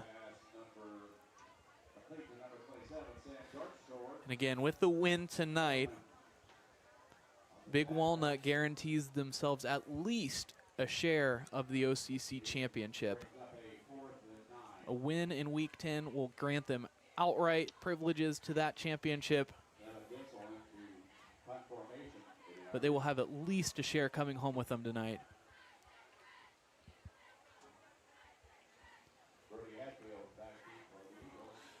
Yeah, Bryce. Let's see what the offense is able to come out and do. Definitely be interesting to see how Stump is feeling if we'll see him tonight, again tonight. So Hatfield able to pick up a few yards on the shake and bake. Big Walnut will take over.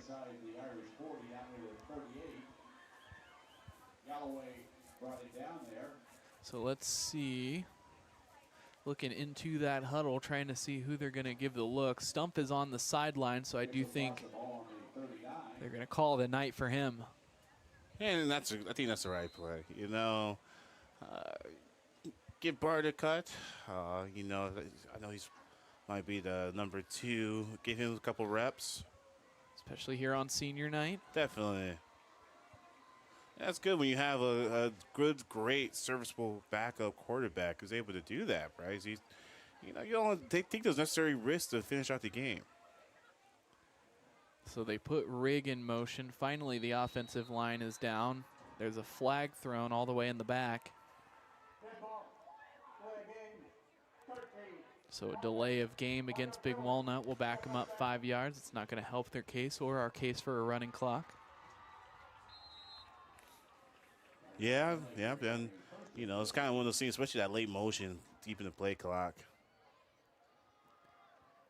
Bunting runs straight into a brick wall, and he's popped. Picks up maybe a yard. Once again, Bryce, you know, as much as the scoreboard doesn't reflect it, you know, the Scioto Irish are having a great second half.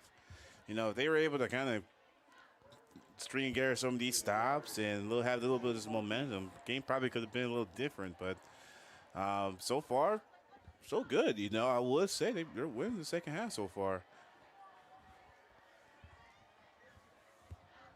Barnicut lines up the offense.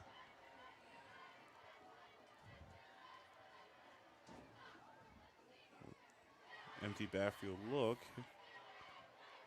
They'll give it to Bunting on the sweep. And again, just picking up about a yard as it'll bring up 3rd and very long. Yeah, just wasn't really able to turn that corner and get upfield and pick up the yards you wanted to do. And shout out to Bunting for trying to make a play, but once again, the Irish defense coming in big, especially in the second half. I mean, you look at that linebacker core, and they are very strong. Definitely. And, you know, they kind of been dealt not the best hand sometimes. The offense put them in some very sticky situations tonight. But like I said, so far in the second half, they've been doing a pretty good job. So they'll hand it off once more to Bunting, who gets across the original line of scrimmage. So it'll be about 4th and 9 as we'll see no punting squad yet. And the offense is looking for a play. Yeah, I'm not surprised by this one, Bryce. You know, it's 8:58 left in the game. I probably would have told the punter, hey, man, put some ice on that leg. We're not going to use it tonight. Still getting the play. 15 on the play clock now.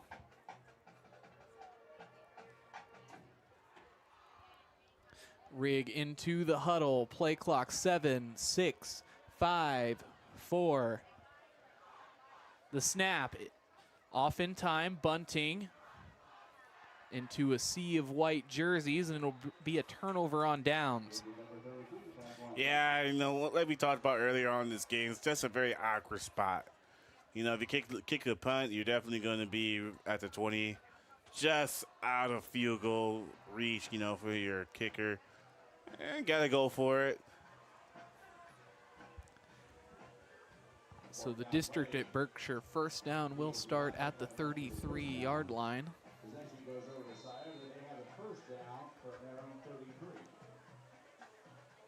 All right, let's see if they're able to get some type of rhythm on offense right now, Bryce. Replicate some of that success from that inaugural drive in the second half. They were able to come up with that huge touchdown. The momentum boost, now stepping up into the pocket, into the linebackers. He'll just slide after a pickup of 2. Liam Reinhardt, the quarterback, the second person in at quarterback tonight. And good pickup by Reinhardt. Didn't really see anything developing downfield and saw kind of a open in the pass lane. picked it up right there. Not for much, but hey, you know, it's better than taking a sack or maybe trying to force him to pick. So good play. So here on 2nd down, 2nd and 9 to be exact, the line to gain is the 43. Defensive line spreads. It'll be a pitch to the outside. Putting his head down and getting back to the line of scrimmage, but I don't think it'll be much else. Eden Williams, the ball carrier, as it brings up 3rd down. Yeah, and it's once again just trying to find some type of offensive rhythm, especially trying to do something inside besides the inside zones has not been running. So, you know, you've been seeing a lot of stretches, pitches, you know, even screens, just trying to stretch this Big Walnut defense out, just trying to find a hole so they can gas through. Inside of 7 minutes remaining here in the 4th quarter. We'll look to pass, looking deep, and this one, we'll see how it is. I think it's going to be intercepted. Nice. Taking another look at that one. That one, what a grab. Definitely read him like a book, and he's about to turn the page. That is a great textbook interception. You can see how he's been reading his eyes throughout that whole progression of the pass. Great play by the Big Walnut defense. Owen Horba on the interception here on senior night, coming up with a huge play. And once again, nothing like a Big Walnut party, because the Big Walnut party doesn't stop. Woo. 7 tackles and 2 pass breakups coming into this one, but coming up with a huge interception, the 3rd of the game for Dublin Scioto. A little bit of a no-fly zone here in Sunbury tonight, Bryce. Yeah, I think so. And respect to the quarterback for looking for the receivers downfield, but the accuracy has not been there. Definitely. But, you know, you have to kind of do what you have to do, especially when you're down this big. Got to make something. Find a spark in any way, fashion. Especially when you know in your head how quickly the defense can get there. Definitely. That quarterback has definitely been feeling the presence of the Big Walnut defensive line. You know, not too many sacks tonight, but a lot of hurries. A lot of hurries. So it's 2nd and 9. Ball on the 34. They'll hand it off to Bunting again. Bunting back to the line of scrimmage. That'll bring up 3rd down and probably about 9 again. Yeah, just once again, like this Scioto defense has just turned it up a notch the 2nd half. Big Walnut's been able to find some success, but just haven't been able to pierce it through this defense like they had in the 1st half. 3rd down and long. Interested to see what they're going to come out in. 3rd down play. Barnicut takes the snap and will just take it himself. Sniffs out the 1st down marker, but is going to be about a yard short as that brings up 4th down. Yep, and I'm interested to see what the play call is going to be right now, Bryce. It's going to be, give him look, it's going to be 1st down, yep. Oh, they do give him the 1st down. So a heads-up play by Barnicut to just take it himself. That just seemed like Barnicut has just a nose for that this whole season. Able to trying to find that 1st down, and you know, even if he's a quarterback, or runner, or just a receiver, it just seems like he just has a knack for finding the sticks. Rig in motion. Bunting once more. A huge loss on this one. They'll lose about 4. So haven't been able to find any success for Bunting in the 2nd half. Kind of been a little bit frustrating, as you can see from the running back. It's just run into a brick wall.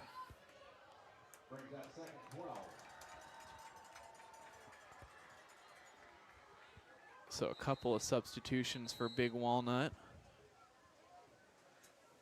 Instead, it'll be an official timeout.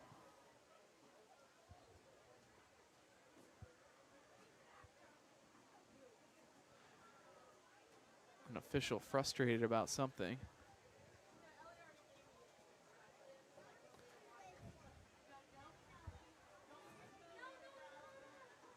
So after the pause in the action, we have 4:15 remaining here in the fourth quarter. So Barnecut getting the play as there's 20 on the play clock, now 15. Game clock stops. We're inside of 4 minutes. Out of the shotgun, 3 wide receivers, a man on his right hip, bunting once more. So keeping the legs moving, but he'll be stuffed at the line of scrimmage. The clock will continue to run, though. Yeah, just once again, haven't been able to find that much success in the second half running the ball. Third down and say about 13 to go. You know, obvious passing situation, seeing what they're going to draw up here, Bryce. Try to move these chains.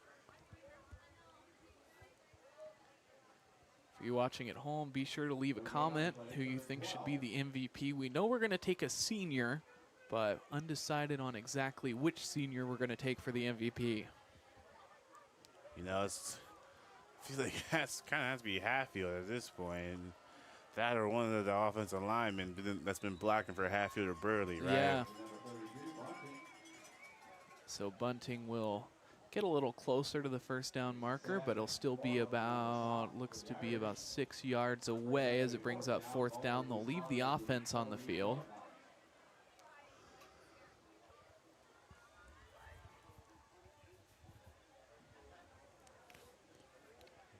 And about fourth and in the middle right now, Bryce. So I would say 4th and 5.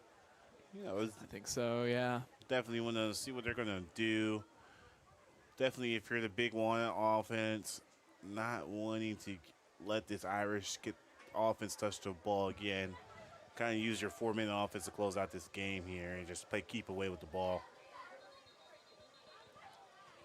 So there is a timeout called, so we'll take a quick second to thank our sponsors. We'd like to thank Complete Air Systems Heating and Cooling LLC. If you want a locally owned HVAC company with over 35 years experience to do top quality work without cutting corners, call Complete Air Systems Heating and Cooling, Wing at 740-345-2021. Sunbury Christian Church is about relationship, not religion. Sunbury Fraternal Order of Eagles, 3614, serving the Sunbury community and proud supporter of Big Walnut Athletics. New members are always welcome. Reichert Express Used Cars Sunbury. Shop Reichert Used Cars Express Sunbury right here in Sunbury, right next to Tanger Outlets. We're dealing. Stover Excavating Incorporated, residential and commercial excavation services for the greater Columbus area since 2000. The District at Berkshire. Find more than a place to rent. Find a place to call home at the District at Berkshire. Brand new 1- and 2-bedroom apartment homes now available. North Central State College, providing individuals the knowledge, skills, and inspiration to succeed in their chosen paths. And Rural First. Tonight's game is brought to you in part by Rural First, the leader in rural lending. Rural First can help you live closer to what matters. As that one goes out of bounds at the 30-yard line.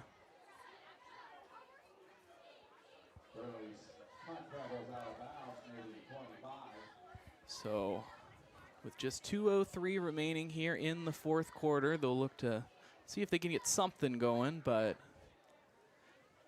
haven't seen much so far. They were able to come up with the touchdown. That was a beauty of a grab. Definitely. Just trying to replicate that spark on offense, especially to close out this game. Looking to the flat. No, instead they pitch it across the 40-yard line. The ball carrier that time was Clardy. It looks like we have an Irish down right now, Bryce. Brody Eckelbarger on the tackle, and there is a man down.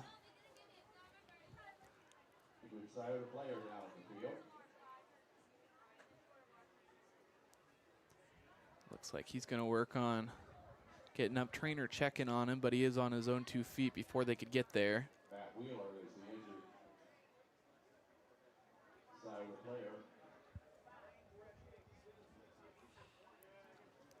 So just 1:51 remaining, and again, Big Walnut will take home at least a share of the OCC Championship at the end of this game tonight. They'll be going to Westland next week. This is their last regular season game here at home in week 9. Sitting in good shape for a couple of home games, at least. Taking a look at the rankings, and in the region, Big Walnut just very, very, very narrowly trailing Ashland just by, I think, a few hundredths of a point in the region rankings. Man. And so competing in that, if they were able to pick up the 1 spot in the region, they would have a bye week, week 1. Wow.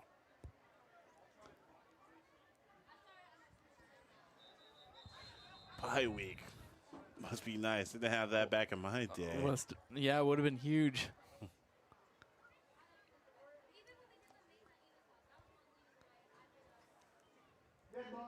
So if they had that bye week, Bryce, that so that first week in November, they just no Big Walnut football, right? Could be. Trying to get you all a score for the Ashland game. They are playing Worcester. Worcester is very strong. No, rather, sorry, they're not very strong. They have a week 9 game. That's going to be tough.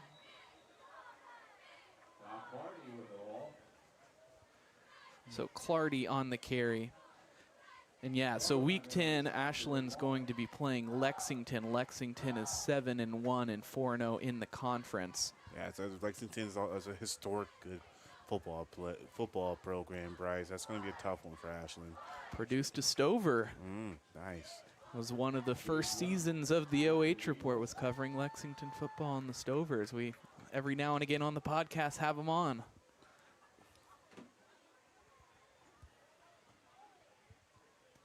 So here on 2nd down, they'll look to pass.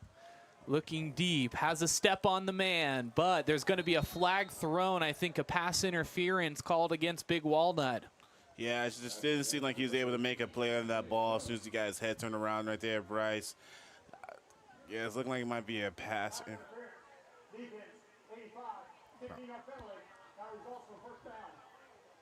So it will give him a first down.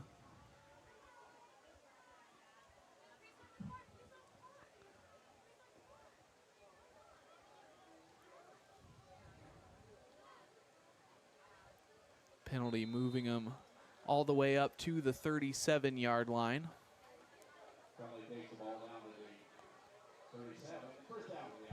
44 seconds remaining in this one. 1st and 10. Looking to the air one more time. Oh. But he makes the catch out of bounds. Both feet squarely out. Yeah. And I think that's what he would have had to do to make the grab. If he would have made it inbounds, it would have been a little too high. Yeah. Good play, good mindset. See, they're finding they like that matchup, just having able to connect inbounds, you know, and that's a kind of tough corner that I feel like both quarterbacks have been having some trouble connecting on this kind of that little pocket right there right now. Liam Reinhardt in at the quarterback position, lining up in the pistol. Over the head of the quarterback, but the running back comes down with it. He's only able to pick up, he loses a yard or two. Yeah, he's able to look at, oh my goodness, that's just tenacious right there. And, get that snap right, Bryce. And I kind of set you behind before the play even got developed right there. But, man, the Big Walnut defense is just suffocating. 8 seconds, 7 now on the game clock. This should be the last play of the game. Stepping up in the pocket, game clock at 0, looking for any room. He slides and he's down, but this one is over. Big Walnut picking up the victory, 35-6 here in week 9. Stay with us for the post-game show and the MVP interview coming up next.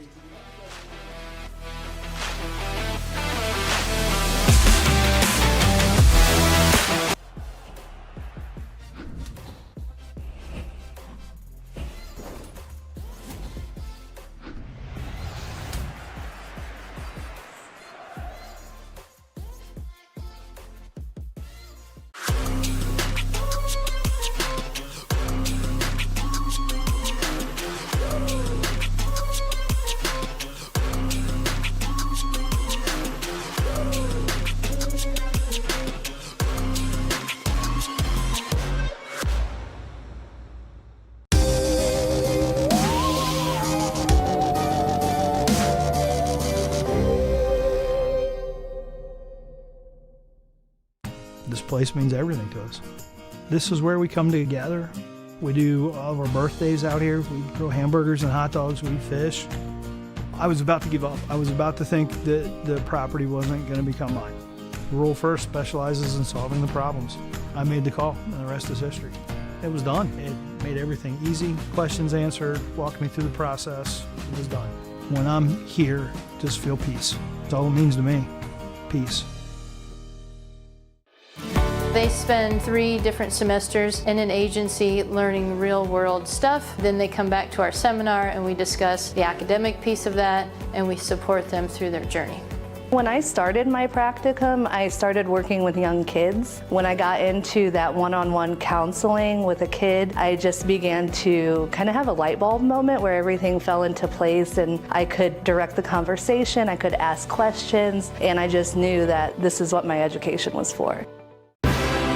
Live and free coverage of Big Walnut Athletics, proudly presented by the Sunbury Fraternal Order of Eagles, serving the community since 1898. Take a look at all the action from Friday night football right here in North Central Ohio with great analysis, highlights, coach interviews, and so much more every single Friday night right here on the OH Report.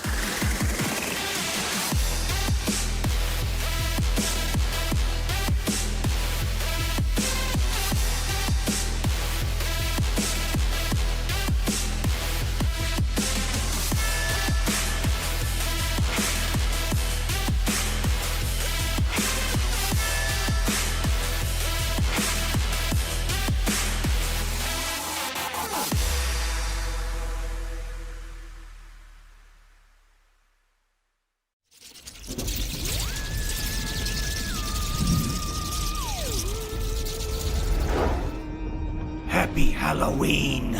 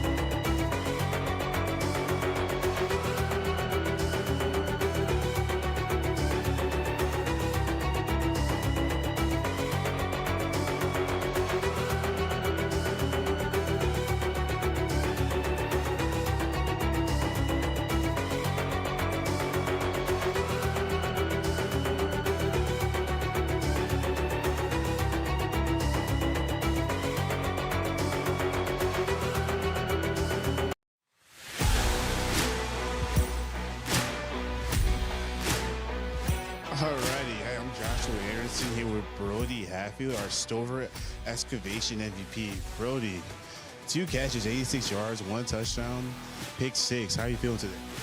Feel good. I think first quarter we handled business the right way, but those last 3 quarters were a little sloppy. We could have been a lot better, but overall, Definitely. And Brody, give me some of the things that were going through your mind besides Oski as you're taking in that pick 6. Well, I saw number 0, the really good linebacker and quarterback, sprinting at me at the goal line, and I'm like, oh no, what am I about to do? But then my boy TJ cleaned him up for me and opened up the way. So definitely, it was kind of a committee type of situation. Like, take me through that touchdown catch, man. He's just kind of like just running up the scoreboard today. What was going through your mind during that touchdown? I mean, we saw that was open on film, so we took the risk of throwing a deep post, and it was there, so we executed it very well. Yeah, it looked like something I saw in Madden, man. That was pretty cool. So I know you've been really hungry. So this game, you've been feasting all day. So tell me, what is the after game dinner tonight? Probably gonna go with some Waffle House, Okay, a little all-star breakfast today for the all-star? Yeah. All right, thank you so much, Brody, with everything and talking to us. Congratulations and good luck for the rest of your season. Thank you.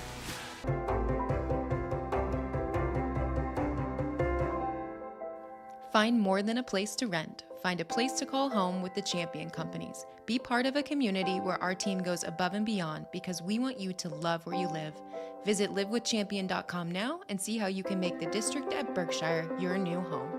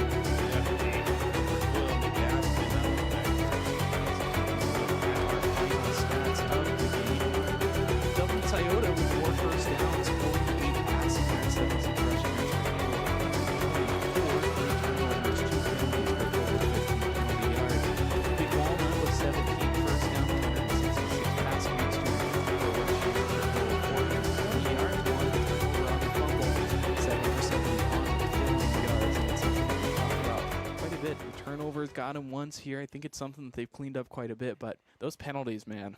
Definitely. You got to time those bad boys up, right? You know, especially as we're getting close to that playoff time, you're not going to be able to always be able to bounce back when you're playing those better teams. So I'm going to be interested to see within this next week how they're going to fine-tune that discipline, right? Cutting down on those silly mistakes so they can be at the full efficiency of this Big Walnut offense as we know that they can be.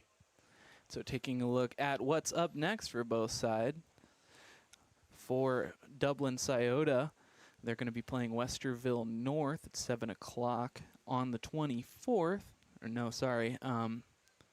Yeah, Westerville North. And then Big Walnut will be playing Westland on the 24th. So the big game that they're also looking out for is the Westerville South and Worthington Kilbourne game. If Big Walnut loses in Week 10, they'll have a share of the championship with the winner of that game there on Week 10. But I think likely we'll see a Big Walnut victory.